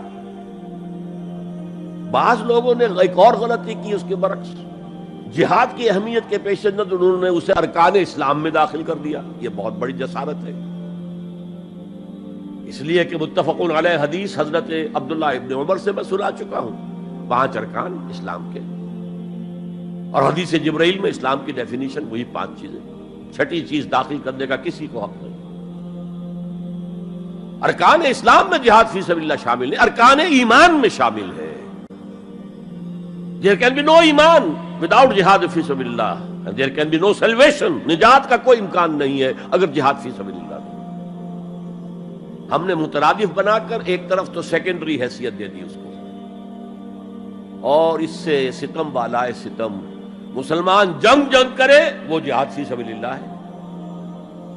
مسلمان بادشاہ ہے، زانی ہے، شرابی ہے، بدماش ہے، عیاش ہے، اور وہ صرف کسی اپنے پڑوسی غیر مسلم ملک پر حملہ کر رہا ہے تاکہ اس کی ریونیوز بڑھ جائیں، اس کی آمدنی بڑھ جائے، اس کی عیاشیوں کا میں اضافہ ہو جائے، وہ اور زیادہ بڑے محل بنائے، تو اس کی جنگ جہاد فی سبیل اللہ ہوگی. ہم نے بدنام کیا جہاد فی سبیل اللہ. اب غیر مسلم تو یہ سب کچھ دیکھتے ہیں، جہاد کسے کہتے ہیں؟ اسی کے اعتبار سے پھر مفہوم ان کے سامنے آتا. یہ مغالطہ ہم نے ڈالا، اس کے نتائج آج ہم بھگت رہے ہیں. اب سمجھیے مثبت طور پر جہاد فی سبیل اللہ ہے کیا، اس کے مراحل کیا ہیں. ایک 9 سٹوریڈ بلڈنگ کا آپ تصور کریں گے جس کی اس نویں منزل پر جا کر قتال آئے گا، اس سے پہلے نہیں. لیکن اس سے بھی پہلے لفظی معنی کیا ہے جہاد کے؟ جہاد کا لفظ بنا جوہد سے. جوہد کے معنی کوشش، جد و جہد اردو میں عام بولتے ہیں، اور آج کے عنوان میں بھی جد و جہد ہی کا لفظ استعمال ہوا ہے. لیکن جیسا کہ میں نے کہا تھا، مختلف ابواب میں آنے سے معنی بدلتے ہیں. جہاد یا مجاہدہ، جوہد یک طرفہ ہے، کوشش، کسی کام کے لیے آپ کوشش کر رہے ہیں. To exert yourself for something, for some objective. لیکن جہاد یا مجاہدہ بنے گا جبکہ دو افراد ایک دوسرے کے مقابلے میں آ کر کوشش کر رہے ہیں، رساکشی ہو رہی ہے. لہذا کوشش اور کشاکش، اس میں جو فرق ہے. رساکشی، ایک ٹیم ادھر ہے ایک ادھر ہے، وہ رسے کو ادھر کھینچ رہی ہے وہ ادھر کھینچ رہی ہے، تو یہ دو طرفہ عمل ہے جہاد یا مجاہدہ. اسی طریقے سے قتل اور مقاتلہ یا قتال، کوئی شخص جا رہا تھا آپ نے شوٹ کر دیا، یہ قتل ہے، یک طرفہ عمل ہے. دو فوجیں آمنے سامنے ہیں، یہ ان کو قتل کرنا چاہتے ہیں وہ ان کو قتل کرنا چاہتے ہیں، یہ قتال ہے، یہ جنگ ہے. یا مقاتلہ ہے، دونوں مصدر ہیں یہ، جوہد، کوشش. اچھا انگریزی میں آپ کیا کہیں گے؟ To strive for something, کسی چیز کے لیے کوشش کرنا. اور جہاد کیا ہوگا؟ To struggle against something, وہ اگینسٹ ہوگا، اسٹرگل، محنت. اس فرق کو ذہن میں رکھیے. جوہد کوشش، ٹو اسٹرائیو کوشش کرنا. جہاد کشاکش، کھینچ تان، جہاں جوہد کے مقابلے میں آ جائے. وہ اس کو ناکام کرنے کی کوشش کرے، یہ اس کو ناکام کرنے کی کوشش کرے. ایک ویکنسی ڈکلیئر ہوئی ہے، اب آپ پورا زور لگا رہے ہیں، جو سفارش ہو سکے، جو کچھ ہو سکے کسی طریقے سے مجھے ملے. ایک اور شخص بھی زور لگا رہا ہے، یہ آپ کا جہاد ہو رہا ہے. اور قتل یک طرفہ عمل ہے، قتال جنگ ہے، دو طرفہ. اب دیکھیے یہ جو جہاد ہے یہ اس کائنات کی سب سے بڑی حقیقت ہے. Every living organism on this planet is continuously in jihad. آپ خود کہتے ہیں struggle for existence، مقابلہ نہیں ہوتا اس میں. کاروبار میں مقابلہ ہو رہا ہے، ملازمتوں میں مقابلہ ہو رہا ہے، مقابلوں کے امتحان ہو رہے ہیں. حیوانات جرثومے چھوٹے چھوٹے سے struggle for existence. اسے جہاد زندگانی کہیں گے آپ، جہاد زندگی. Every living creature, every living organism is engaged in continuous jihad, struggle for existence. اس کو جہاد زندگانی کا لفظ دیا اقبال نے. یقین محکم عمل پہم محبت فاتح عالم، جہاد زندگانی میں ہے یہ مردوں کی شمشیر. اچھا مسلمان بھی جب یہ کام کرتا ہے، جہد للبقاء، اسٹرگل فار ایگزسٹنس، اگر وہ شریعت کے احکام کے مطابق کر رہا ہے تو یہ عبادت ہے. اگر حرام ذریعے استعمال کر رہا ہے، غلط ذریعے استعمال کر رہا ہے، دھوکہ دے رہا ہے، جھوٹی قسمیں کھا رہا ہے، تو یہ حرام کے درجے میں چلا گیا. اور اگر آپ اپنی اس جہد بقا کو، جہاد وجود کو، جہاد زندگانی کو اسلام کے اصولوں کے مطابق کر رہے ہیں، یہ عبادت ہے. حضور نے فرمایا القاسم و حبیب اللہ، جو شخص محنت کر کے کماتا ہے وہ اللہ کا ساتھی ہے، اللہ کا دوست ہے، حبیب اللہ. اور سب سے بہترین کھانا بتایا وہ ہے رزق جو اپنے ہاتھ کی کمائی سے ہو، محنت مشقت. بہرحال یہ جہاد کا ایک آغاز ہے. میں نے کہا تھا یہ یونیورسل فینومینن ہے، یونیورسل، اس کائنات کی سب سے بڑی حقیقت یہی ہے. اس سے اوپر اٹھیے، انسانی سطح پر سب سے بڑا جہاد اپنے حقوق کا حصول، the freedom struggle. the struggle for self determination. کوئی قوم آ کر آپ پر حاکم ہو گئی، اس سے نجات حاصل کرنا، یہ جہاد فی سبیل الحریت. فی سبیل کسے کہتے ہیں؟ For the cause of, in the cause of. جہاد فی سبیل الحریت جائز ہے، سب کریں گے، سب کی آزادی حق ہے، کسی کو غلام بنا کر رکھنے کا کسی کو اختیار نہیں ہے.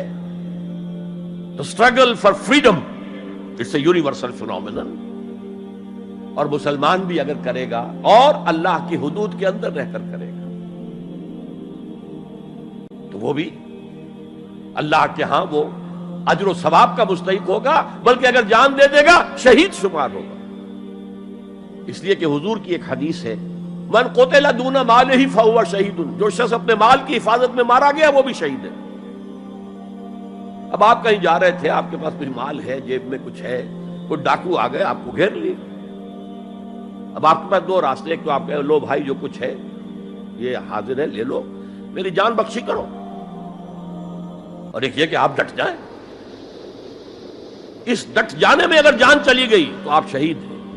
من قتل دون مالہ ہی، تو مال سے تو 1000 گنا بڑی شے ہے حریت، فی سبیل الحریہ. لیکن ہم نے کیا غلطی کی؟ فریڈم سٹرگل کو بھی جہاد فی سبیل اللہ کہہ دیا. بہت بڑی غلطی، جس کا سب سے بڑا مثل میں آپ کو بتاتا ہوں. یہ mid 50s کی بات ہے. میں اپنے MBA سے فارغ ہو کر منٹگومری میں، جو اب سائیوال کہلاتا، جا کر آباد ہو گیا تھا والدین کے پاس. الجزائر میں اس وقت فریڈم سٹرگل چل رہی تھی فرانس کے خلاف.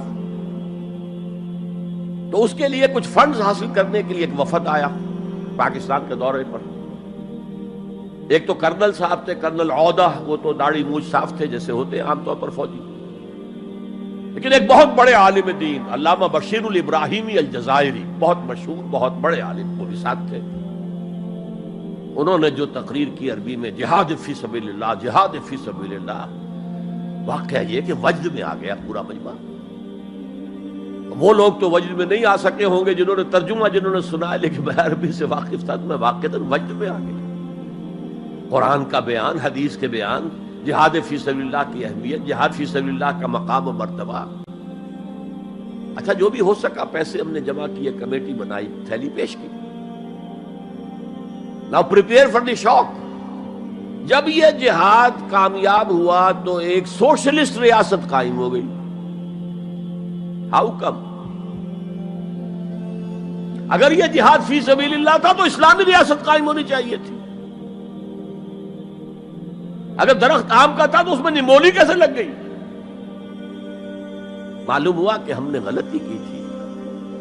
ہم نے اسے جہاد حریت کی بجائے جہاد فی سبیل اللہ کہہ دیا. بھئی جہاد حریت جائز ہے اور اس کے لیے جان دینا بھی شہادت ہے، لیکن آپ نے اس کو جہاد فی سبیل اللہ کیسے کہہ دیا؟ چنانچہ یہ نوٹ کر لیجئے کہ میں نے جب افغانستان میں روسی فوجیں داخل ہو گئیں تو جو وہاں پر ایک سٹرگل شروع ہوئی ہے، ریزسٹنس شروع ہوئی ہے، میں نے اسے کبھی جہاد فی سبیل اللہ نہیں مانا. جہاد فی سبیل اللہ کا نعرہ لگوا کر امریکہ نے فائدہ اٹھایا، مرے افغان، اور کام بن گیا اس کا آرک رائیول جو ہے وہ ختم ہو گیا. اور نتیجہ پوری دنیا بھگت رہی ہے کہ بائی پولر کی بجائے یونی پولر دنیا ہو گئی.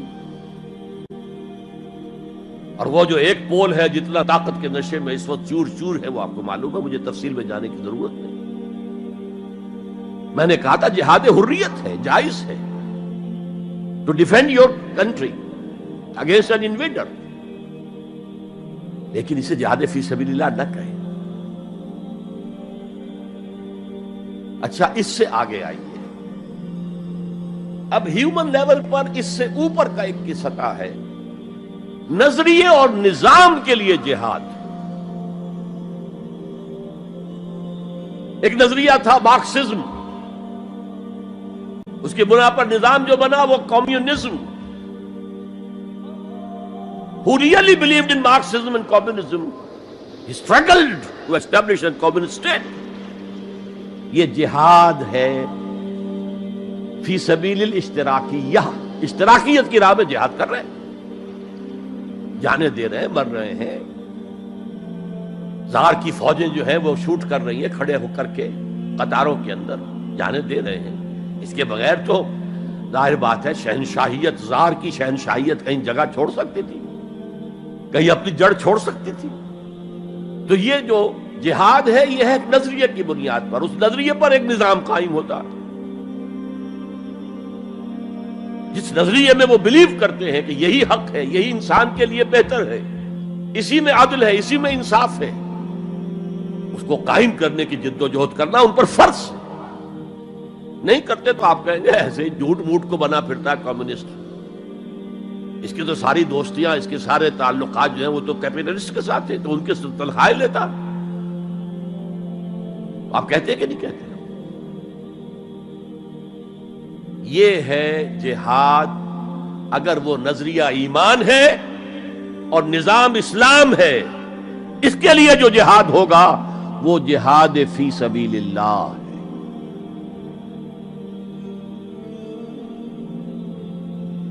کسی اور مقصد کے لیے جہاد کو آپ جہاد فی سبیل اللہ نہیں کہہ سکتے۔ آپ ڈیموکریسی کے قیام کے لیے کسی بادشاہت کو ختم کر کے ڈیموکریسی کا نظام قائم کرنا چاہتے ہیں، جہاد ہے، جہاد فی سبیل الدیمقراطیہ، جہاد for the cause of democracy, جہاد فار دی کاز آف اشتراکیت۔ اسی معنی میں قرآن مشرکین مکہ کو بھی مجاہد قرار دیتا تھا، وہ تھے مجاہدین فی سبیل الشرک، جانے نہیں دے رہے تھے، کیا قربانیاں نہیں دے رہے تھے؟ وہ اپنے عقیدے کے لیے، اپنے نظریے کے لیے، اپنے نظام کے لیے جانے دے رہے تھے۔ تو یہ ہے جہاد نظریے اور نظام کے لیے۔ پھر میں تیسری مرتبہ دوہرا رہا ہوں، اگر وہ نظریہ ایمان ہے اور نظام اسلام کا ہے، قائم کرنا پیش نظر ہے، تو وہ ہے جہاد فی سبیل اللہ۔ اب اس کے 3 لیولز ہیں، اور ہر لیول پر 3 سب لیولز ہیں۔ سب سے پہلا جہاد فی سبیل اللہ کا مرحلہ ہے کہ ایمان دل میں آ گیا تو ایک کشاکش اندر شروع ہو جائے گی۔ میں اگر فرائیڈ کی اصطلاح استعمال کروں تو ایگو اور اڈ یا لبیڈو میں تصادم ہوگا۔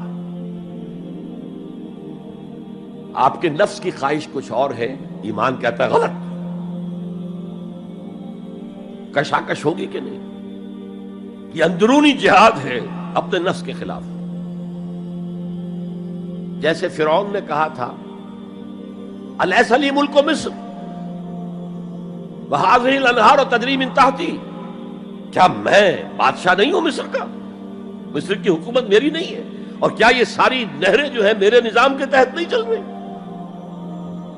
اسی طرح برا نہ مانیے، ہمارا نفس کہتا ہے یہ جسم میرا ہے، میری ملکیت ہے، اٹس مائی ڈومین، میری خواہش پوری کرنی ہوگی۔ جیسے اس نے کہا میں نہیں جانتا کوئی خدا ہے میرے سوا اور میرے اوپر، میں نہیں مانتا، نفس بھی کہتا میں نہیں ماننے کو تیار، کیا حلال ہے کیا حرام ہے، کیا جائز ہے کیا ناجائز، میری خواہش پوری کرو۔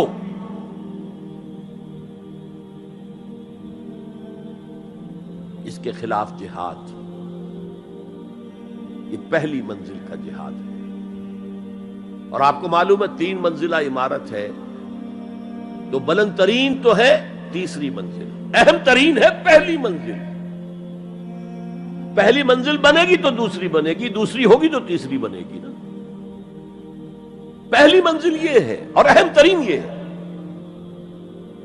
اسی لیے مولانا روم نے کہا نفس ماں ہم کم ترس فرعون نیست، میرا نفس بھی فرعون سے کم نہیں ہے، لیکن ایراعون نیست، اس کے پاس لاؤ لشکر تھا، اس نے زبان سے بھی کہہ دیا تھا انا ربکم الاعلی، میں ہوں خدا۔ میرا نفس بیچارہ اس کے پاس کوئی لاؤ لشکر نہیں، زبان سے تو یہ کچھ نہیں کہتا، اندر یہی کہتا میں بادشاہ ہوں اس وجود کا، میری مرضی پوری ہو۔ تو اسٹرگل اگینسٹ دس بیسر سیلف، ایک سیلف ہے اونچی سیلف، خودی، انا، ایگو، اور ایک ہے یہ بیسر سیلف یمانی جبلتیں جو اندھی بہری ہیں، جو حلال اور حرام سے انہیں کوئی غرض نہیں ہے، ان کے خلاف جہاد کرنا. آپ نے فرمایا صلی اللہ علیہ وسلم المجاہد من جاہد نفسہ، اصل مجاہد وہ ہے جو اپنے نفس کے خلاف جہاد کر سکے. تمہارے اندر یہ دشمن تو بیٹھا ہوا ہے، تکڑا ہے، تمہیں کنٹرول کر رہا، چلے آؤ باہر کے دشمنوں سے جہاد کرنے کے لیے. تم نے ٹانگے کو گھوڑے کے آگے باندھ دیا. اور ایک دفعہ حضور سے پوچھا گیا ای الجہاد افضل یا رسول اللہ، اے اللہ کے رسول سب سے افضل جہاد کون سا ہے؟ فرمایا ان تجاہد نفسک فی طاعت اللہ، اپنے نفس کے خلاف جہاد کرو، اسے اللہ کا مطیع کرو. یہ جو اندر کی کشمکش ہے، کشاکش ہے، یہ جہاد فی سبیل اللہ کا نقطہ آغاز، اللہ کا مطیع بنانا ہے نفس کو. اس کے ساتھ دو سب لیول اور ہیں. اس نفس کو بھڑکانے والی ایک قوت ہے انویزیبل، اور ویزیبل بھی ہے. انویزیبل قوت سب سے بڑی ابلیس، شیطان لعین، اور اس کے چیلے چاٹے جنات میں سے. اور ویزیبل میں انسانوں میں جو اس کے ایجنٹ ہیں، جو فحاشی کو کلچر کا نام دے، یہ اس ابلیس کے چیلے ہیں. ان کے خلاف جہاد نہیں کریں گے آپ. اگر آپ ان کے خلاف ایگریسو ایٹیٹیوڈ اختیار نہیں کریں گے تو آپ ان کے دباؤ میں آ جائیں گے. ان الشیطان لکم عدو فاتخذوہ عدوا، اے لوگوں یہ شیطان تمہارا دشمن ہے، اس کو اپنا دشمن سمجھو. وہ تمہیں سبز باغ دکھاتا ہے، بدی کو مزین کر کے دکھاتا ہے، اچھے اچھے نام اس کے رکھ دیتا ہے، اور تمہیں آمادہ کرتا ہے بدی کے ارتکاب پر. نہیں، وہ تمہارا دشمن ہے. افتتخذونہ وذریتہ اولیاء من دونی، تم مجھے چھوڑ کر اسے اور اس کے چیلے چانٹوں کو تم اپنا دوست بناتے ہو. نہیں، شیطان کے خلاف جنگ کرو. اور تیسرا اس پر سب لیول کیا ہے؟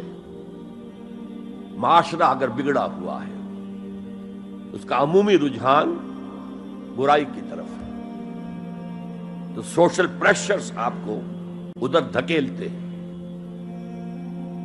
جیسے کہ اگر کوئی موب جا رہا ہے تو اس کے ساتھ چلنا تو بہت آسان ہے، وہ خود ہی آپ کو دھکیلتا ہوا لے جائے گا. اس کے خلاف چلنا بہت مشکل کام. ہو سکتا ہے آپ بڑی زور لگا کے 4 قدم آگے بڑھیں، پھر کو ریلا آئے 10 قدم پیچھے لے جائے. تب دو ہی راستے ہیں، زمانہ بات و سازت تو بعد زمانہ بے ساز. یا تو پیسو معاملہ ہے، زمانہ تمہارے ساتھ سازگاری نہیں کرتا، چھوڑو تم زمانے کے ساتھ سازگاری اختیار کر لو، چلو تم ادھر کو ہوا ہو جدھر کی. ایک یہ ہے کہ نہیں، زمانہ بات و سازت تو بعد زمانہ ستیس. زمانہ اگر تمہارے ساتھ سازگاری نہیں کر رہا تو زمانے سے جنگ کرو، لڑو، ریزسٹ کرو. تو 3 جہاد ہو گئے فرسٹ لیول کے. 3 سب لیولز: نفس امارہ، اڈ، لیبیڈو، نفس حیوانی کے خلاف جہاد، اس کو بھڑکانے والے، وسوسہ اندازی کرنے والے، اس میں پھونکے مارنے والے، شیطان اور اس کی ذریت مانوی اور ذریت نسلی، جنات اور انسانوں میں جو اس کے ایجنٹ ہیں، ان کے خلاف جہاد. معاشرے کے خلاف ایک اسٹرگل. اب یہ 3 جہاد آپ نے کر لیے، اللہ توفیق دے ہم میں سے ہر ایک کو.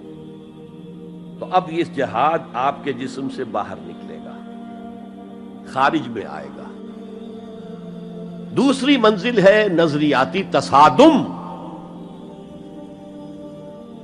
اگر آپ نے ایمان کا نظریہ اختیار کیا ہے تو الحاد کا نظریہ رکھنے والے بھی موجود ہیں. آپ نے توحید کے نظریے کو اختیار کیا ہے تو مشرکانہ عقائد رکھنے والے بھی موجود ہیں. They are bound to resist. اس کے خلاف جہاد کرنا ہوگا، محنت کرنی ہوگی، اپنی بات کو دلائل سے ثابت کرنا ہوگا، اپنی بات کو اچھے انداز میں حسن اسلوب سے لوگوں کے دلوں تک پہنچانا ہوگا. ظاہر بات ہے وقت لگے گا، جان کھپے گی، اور اگر آپ انتہائی سنسیئر ہیں، یہ آپ کا ایک لائف لانگ اور ہول ٹائم جو ہے آپ کی انگیجمنٹ ہو گئی ہے. اینڈ ٹائم از منی. جہاد بالمال، جہاد بالنفس، یہ ہے دعوت و تبلیغ کہہ لیں اسے، اپنے نظریات کو پھیلانا کہہ لیں. آخر مارکسسٹ نے اپنے نظریات کو پھیلایا پہلے پیور فلسفی کی سطح پر، ٹاپ انٹلیکچوئلز کو دنیا کے انہیں پوزیس کیا. اس کے بعد ادب کے ذریعے سے، ڈراموں کے ذریعے سے، شاعری کے ذریعے سے، افسانوں کے ذریعے سے وہ فکر جو تھا، طبقاتی شعور، کلاس کانشسنس کا شعور پیدا کیا. اور ہوتے ہوتے یہاں تک کہ ریڈی والے کے زبان پر بھی لفظ آ گیا استحصال. اتنا ثقیل عربی لفظ، استحصال کر رہے ہیں. یہ سارا کام یوں ہی تو نہیں ہو گیا. کتنے ادیبوں نے، کتنے ڈرامہ نویسوں نے، کتنے شاعروں نے اس فلسفے کو پھیلایا ہوگا. اچھا، اس کے بھی 3 سب لیولز ہیں. ہر انسانی معاشرہ 3 سطح کے لوگوں پر مشتمل ہے. ایک انٹلیکچوئل مائنورٹی ہوتی ہے، انٹیلیجنسیا ہوتا ہے، یا جسے ایک اور اصطلاح میں کہتے ہیں brain trust of the society. They control direction and destination of the society. ہوتے ہیں مائنورٹی، مائنیوٹ مائنورٹی، لیکن ان کا اور پوری قوم کا جو باہمی رشتہ ہے وہ کیا ہے؟ جیسے یہ دماغ اور پورا جسم. میری ٹانگیں مجھے لے کر چل سکتی ہیں، دوڑ سکتی ہیں، اگرچہ اب میں دوڑ نہیں سکتا گھٹنوں کے آپریشن کے بعد، لیکن بہرحال دوڑا بھی کرتا تھا. لیکن کدھر جانا ہے اس کا فیصلہ یہاں ہوتا ہے. یہ صلاحیت ٹانگوں میں نہیں ہے. ہاں، یہاں سے فیصلہ ہو، دوڑو، دوڑیں گے. ہاتھ پکڑ سکتا ہے کسی چیز کو، کس کو پکڑے کس کو نہ پکڑے. ہو سکتا ہے کہ آپ نے ہاتھ بڑھا بھی دیا ہو، کسی کو لکڑی سوکھی سمجھ کر آپ جو ہے جنگل کے اندر سے ایندھن جمع کر رہے ہیں، اچانک آنکھ نے دیکھا وہ تو حرکت کر رہی ہے، فوراً اطلاع گئی، ارے یہ تو سانپ معلوم ہوتا ہے، یہاں سے حکم آیا ہاتھ کھینچ لو، فوراً کھینچ لیا. تو کنٹرول تو یہ کر رہا ہے نا. ماسز کسی معاشرے کی نہ ڈائریکشن معین کر سکتے ہیں، نہ اس کی ڈیسٹینیشن کا فیصلہ کر سکتے ہیں. یہ اس کا انٹیلیجنسیا ہے، یہ اس کا برین ٹرسٹ ہے، یہ اس کا انٹلیکچوئل ایلیٹ ہے. لہذا اس نظریاتی تصادم میں بھی پرائرٹی نمبر 1 وہ طبقہ ہے. اگر وہ آپ کے نظریات کے قائل نہیں ہوں گے، حامل نہیں ہوں گے، there can be no collective change in this society. افراد کچھ مل جائیں گے آپ کو، افراد کے اندر ہوتے ہیں جو قبول کر لیتے ہیں بس، لیکن معاشرہ ان کے کنٹرول میں. اور اس سطح کے لوگوں کو دعوت دینا، تبلیغ کرنا آسان کام نہیں. آپ کو دلیل سے بات کرنی ہوگی، آپ کو ان کے نظریات کا تجزیہ کرنا ہوگا، اس میں کتنا حصہ غلط ہے، کتنا صحیح ہے. ان کے دماغوں میں مارکسزم گھسا ہوا ہے، ان کے دماغوں میں فرائیڈزم گھسا ہوا ہے، ان کے دماغوں میں ڈارونزم گھسا ہوا ہے، ان کے دماغوں میں لاجیکل پازیٹیوزم گھسا ہوا ہے. ہاں، کچھ لوگ رہے ہیں آئیڈیلسٹ بھی. ایک ہندوستان میں مسلمان پیدا ہوا آئیڈیلسٹ فلسفی علامہ اقبال، اور دوسرے ہندو رادھا کرشنن، بہت بڑے آئیڈیلسٹ، اس میں کوئی شک نہیں. اور ان کو اللہ نے لمبی عمر بھی دی، تو انہوں نے جو تصانیف فلسفے پر لکھی ہیں علامہ اقبال نہیں لکھ پائے. تو یہ جو طبقہ ہے یہ عام واعظ و نصیحت سے اثر قبول نہیں کرتا. Because there is a barrier in their minds, in their brains.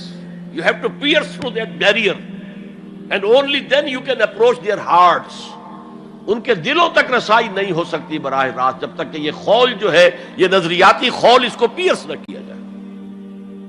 اور اس کو پیئرس کرنا آسان نہیں ہے. کچھ ذہین نوجوان، فطین نوجوان، اعلیٰ صلاحیتوں والے نوجوان اپنی پوری زندگی اسی کام کے لیے وقف کریں کہ ایک طرف ان جدید علوم و نظریات کو گہرائی میں اتر کر پڑھنا ہے اور سمجھنا ہے. جب تک آپ ان نظریات کو جانیں گے نہیں، نفی کیسے کریں گے؟ آپ کیسے آج تجزیہ کریں گے کہ اس میں یہ حصہ صحیح ہے یہ حصہ غلط ہے؟ اور دوسری طرف قرآن کی گہرائی میں غوطہ زنی کرنی ہے تاکہ ہدایت جو اللہ کی آئی ہوئی ہے اس کو آپ اچھی طرح سمجھیں، اور پھر اس نور کی روشنی میں پھر آپ لوگوں کو ان چیزوں کے خلاف متنبع کریں کہ اس میں یہ غلطی ہے، اس میں یہ غلطی ہے، اکنامکس کی یہ تھیوری غلط ہے، باطل ثابت ہو چکی ہے، ڈارونزم جو ہے وہ بایولوجی کے میدان میں شکست دیا جا چکا ہے۔ لیکن یہ کہ یہ تو کام کرنا جو ہے it's a lifelong affair. اب ظاہر بات ہے آپ کے علم میں شاید ہو کہ جب مارکس کتاب لکھ رہا تھا داس کیپیٹال تو اسے فاقے آ رہے تھے، اسے کچھ سپورٹ کرتا تھا اینجلز، لیکن یہ کہ کچھ عرصہ ایسے بھی ہوا ہے کہ وہ بھی سپورٹ نہیں کر سکتا، لیکن پھر اس کی کتاب نے دنیا کو پوزیس کیا ہے، اس کے فلسفے نے لوگوں کو اپنی گرفت میں لیا ہے، تبھی تو پھر انقلاب برپا ہوا۔ اسی طریقے سے جب تک کہ کچھ نوجوان اسے اپنا پوری زندگی کا کیریئر نہیں بنائیں گے، اس کا کوئی امکان نہیں ہے کہ اس طبقے میں آپ کوئی ڈینٹ بھی ڈال سکے۔ اور اگر یہ نہیں ہوگا تو society as a whole, the state as a whole will never accept any change. اس سے نیچے آئیے، عوام الناس، ان کے دماغ کلین سلیٹ کی طرح ہے، اس میں نہ کوئی خناس ڈارونزم کا بھرا ہوا ہے، نہ فرائیڈزم کا ہے، نہ مارکسزم کا ہے، کچھ بھی نہیں، کلین سلیٹ ہے۔ اس کو واعظ و نصیحت کے ذریعے سے ایسی بات جو از دل خیزت بر دل ریزت، دل سے اٹھے دل پہ اتر جائے، سادہ ترین زبان میں بھی بات کرو وہ قبول کریں گے، بس صرف اس کی ایک شرط ہے آپ کا عمل بھی گواہی دے رہا ہو کہ آپ واقعی جو کہہ رہے ہیں اس پر خود بھی عمل پیرا ہے۔ یہ اگر پہلی منزل آپ سر کر آئے ہیں تب تو ٹھیک ہے، اگر پہلی منزل آپ نے سر نہیں کی اور آپ شروع ہو گئے مبلغ کی حیثیت سے، تو ایسا مبلغ جو ہے وہ اسلام کو بدنام کرے گا۔ وَمَنْ أَحْسَنُ قَوْلًا مِّمَّنْ دَعَا إِلَى اللَّهِ وَعَمِلَ صَالِحًا وَقَالَ إِنَّهُ مِنَ الْمُسْلِمِينَ۔ اس شخص سے بہتر بات اور کس کی ہوگی جو اللہ کی طرف بلائے اور عمل نیک کرے اور کہے کہ میں بھی مسلمانوں میں سے ہوں، میں بھی کوئی بڑا اونچا آدمی نہیں ہوں، کوئی بہت اعلیٰ تم سے برتر نہیں ہوں، کہ خاص لیول پر جب انسان دینی اعتبار سے پہنچ جاتا ہے تو اب سب سے بڑا فتنہ جو لاحق اسے ہو سکتا ہے وہ تکبر کا ہے، دوسروں کو بنظر استحقار دیکھنا۔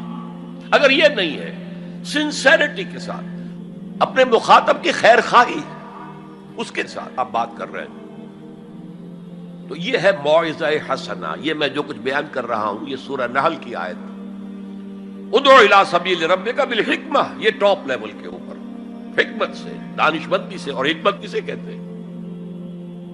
عقل کا سفر فطرت کی رہنمائی میں، اس کا نتیجہ حکمت ہے۔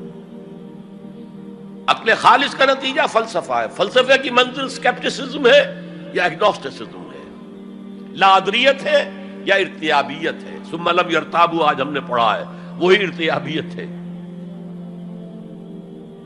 تھرڈ لیول ہے کہ ہر معاشرے کے اندر کچھ جنہیں ہم سمجھیں گے کہ گمراہ کن طبقات ہیں، گمراہ کرنے والے، ان کی تبلیغی سول سروس موجود ہوتی ہے،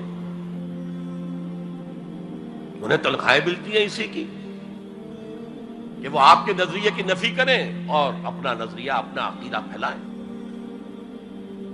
یہ لوگ ادھار کھائے بیٹھے ہوتے ہیں، یہ سمجھنے کے موڈ میں کبھی نہیں ہوتے، ان کا تو انداز مناظرانہ ہوتا ہے، بس سمجھنا سمجھانا پیش نظر نہیں ہوتا۔ You have to meet them in their own elements۔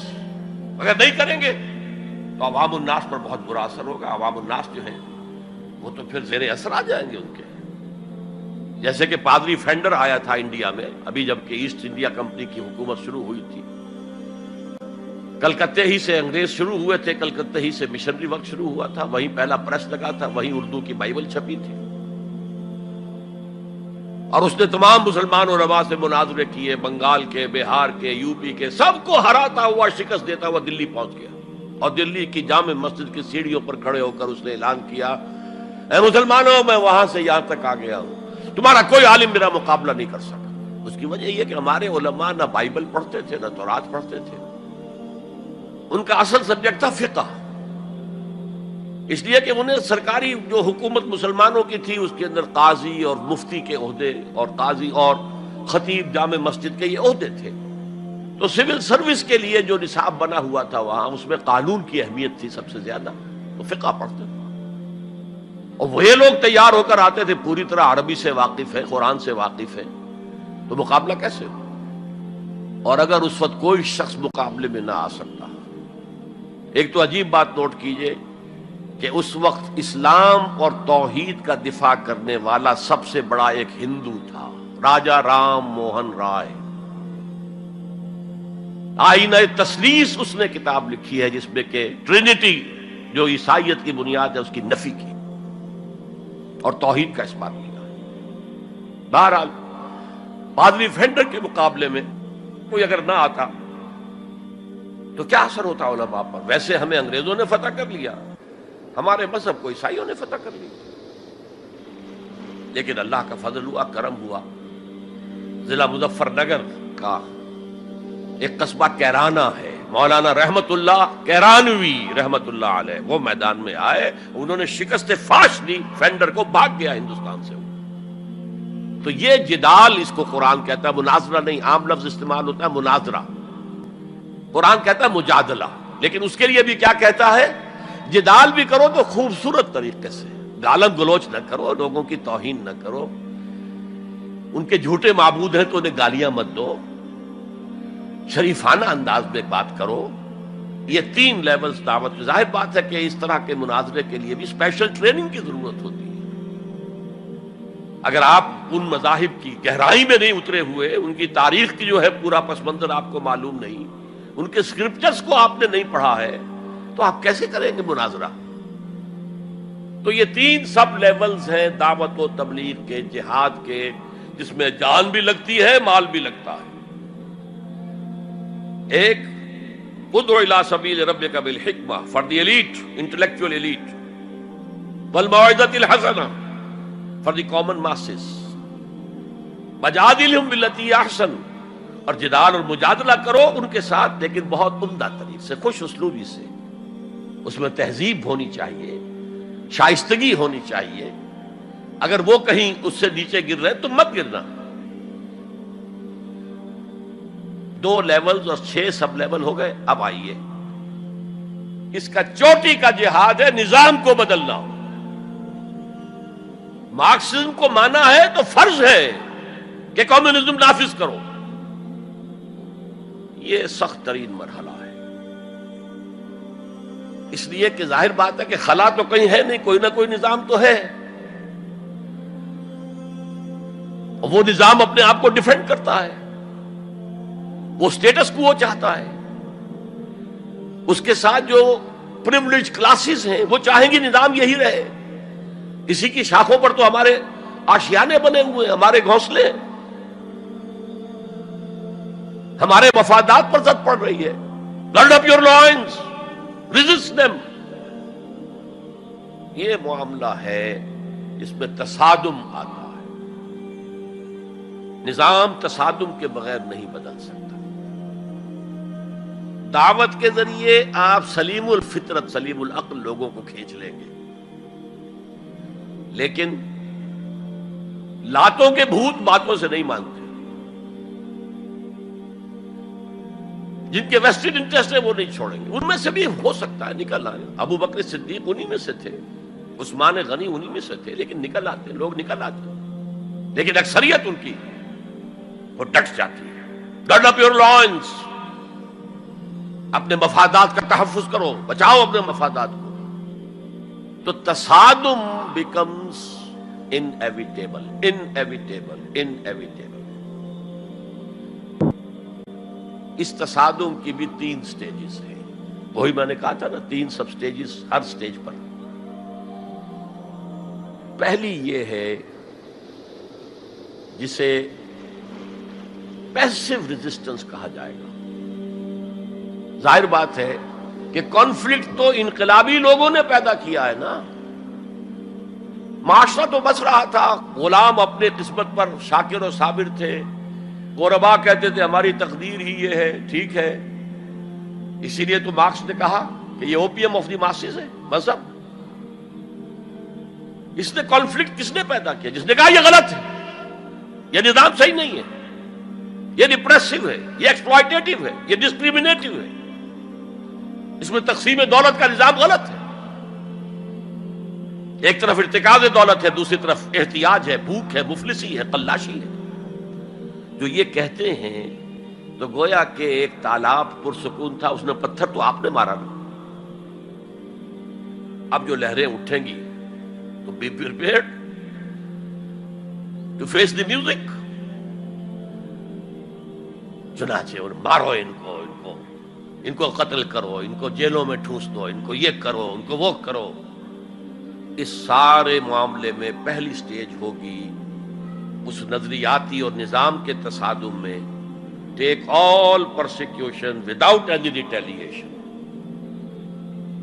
اگر آپ وائلنٹ ہو گئے فرام دی ویری بگننگ تو جو پاور اس وقت ہے موجود، جو نظام ہے اس کو ریپرزینٹ کرنے والی جو حکومت موجود ہے، وہ آپ کو کرش کر کے رکھ دیں گے۔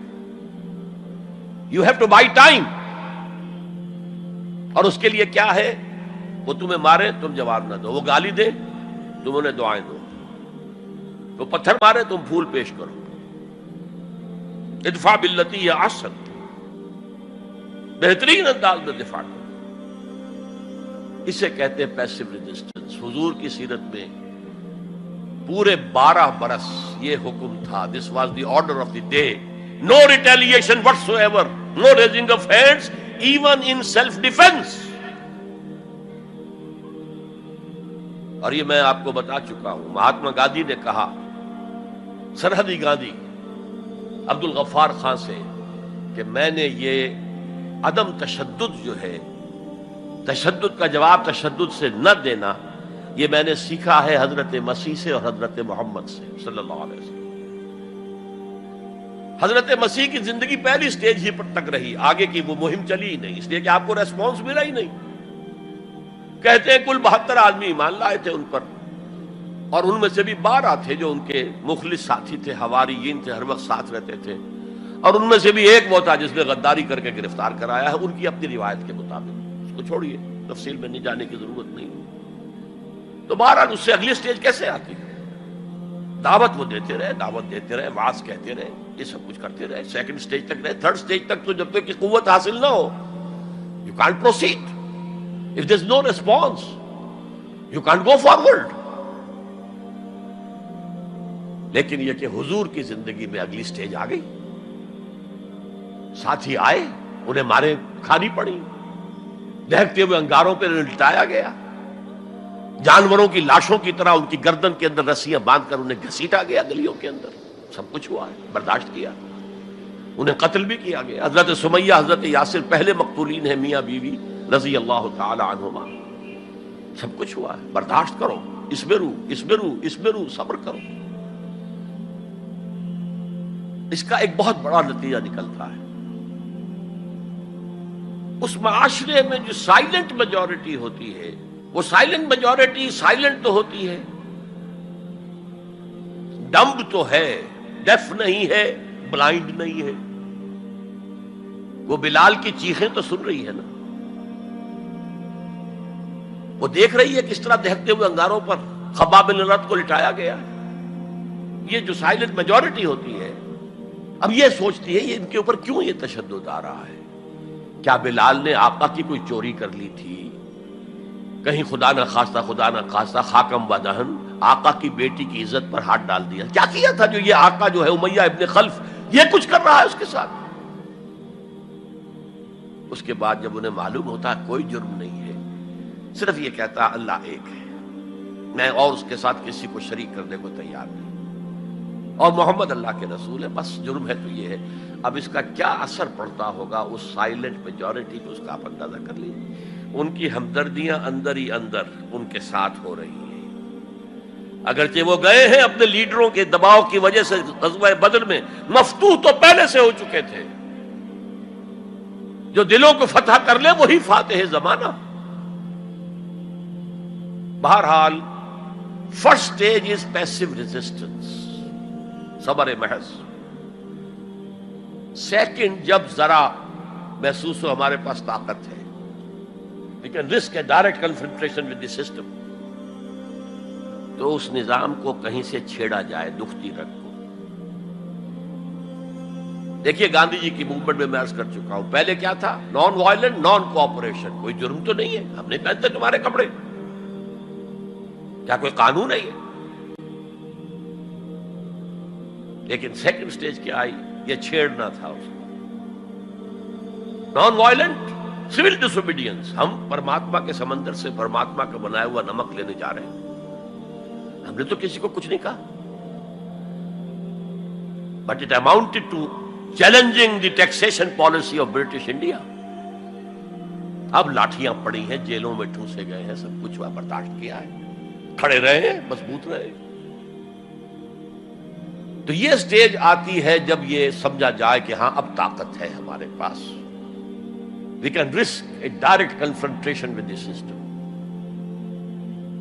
اس میں حضور نے کیا کیا تھا؟ مدینے میں جا کر آپ نے 6 مہینے لگائے تھے، 3 کام جن سے کہ اپنی پوزیشن کنسالیڈیٹ کی. مدینے میں کنسٹرکشن آف دی ماسک، وہ مرکز بن گیا، وہی حکومت، وہی دار الشورا، وہی تزکیے کی جگہ، وہی نماز کی جگہ، سب کچھ وہی تھا. دوسرے، ایک انصاری ایک مہاجر، بھائی بھائی، تاکہ یہ 2 فیکشنز علیحدہ علیحدہ نہ رہیں، انٹیگریٹ ہو جائیں. اور ایک جو 3 قبیلے یہود کے موجود تھے، ان کو جکڑ لیا ایک میثاق میں، معاہدے میں، میثاق Medina, joint defence of Medina, pact for the joint defence of Medina. اگر مدینے میں باہر سے حملہ ہوا تو ہم سب مل کر ایک امت کی حیثیت سے دفاع کریں. اس کے بعد آپ نے چھوٹے چھوٹے چھاپا مار دستے بھیجنے شروع کر دیے. ان کی جو لائف لائن تھی، میں نے بتایا تھا کہ ان کے کیریوانز کو کوئی ٹوکتا نہیں تھا، روکتا نہیں تھا، لوٹتا نہیں تھا. اب تھریٹن کیا محمد نے صلی اللہ علیہ وسلم. یہ گویا کہ اکنامک بلاکیڈ آف مکہ تھا. اور جب بھی یہاں کہیں گئے آپ، وہاں کے لوکل قبیلے سے آپ نے صلح کر لی، معاہدہ کر لیا. یا تو وہ پہلے قریش کے حلیف تھے، اب حضور کے حلیف ہو گئے، یا انہوں نے کہا کہ صاحب ہم نہ آپ کے ساتھ نہ ان کے ساتھ، نیوٹرل رہیں گے، نہ آپ کے خلاف ان کی مدد کریں گے، نہ ان کے خلاف آپ کی مدد کریں گے. ان دونوں کا نتیجہ یہ ہوا کہ zone of political influence of Quraysh started diminishing. یہ 2 ریزنز تھیں کہ پھر پوری طاقت کے ساتھ قریش نے ریٹیلیٹ کیا ہے. اور پھر لاسٹ معاملہ شروع ہوا ہے، تیسری منزل. اس تیسری منزل کی تیسرا سب لیول، اس کا نام ہے قتال فی سبیل اللہ. اب جنگ شروع، a 6 years long war. یہ جو بدر ہے، احد ہے، احزاب ہے، بنی المصطلق ہے، بے شمار غزوات، چھوٹے چھوٹے بڑے بڑوں کے نام ہمیں یاد ہیں صرف. It was a continuous war with battles.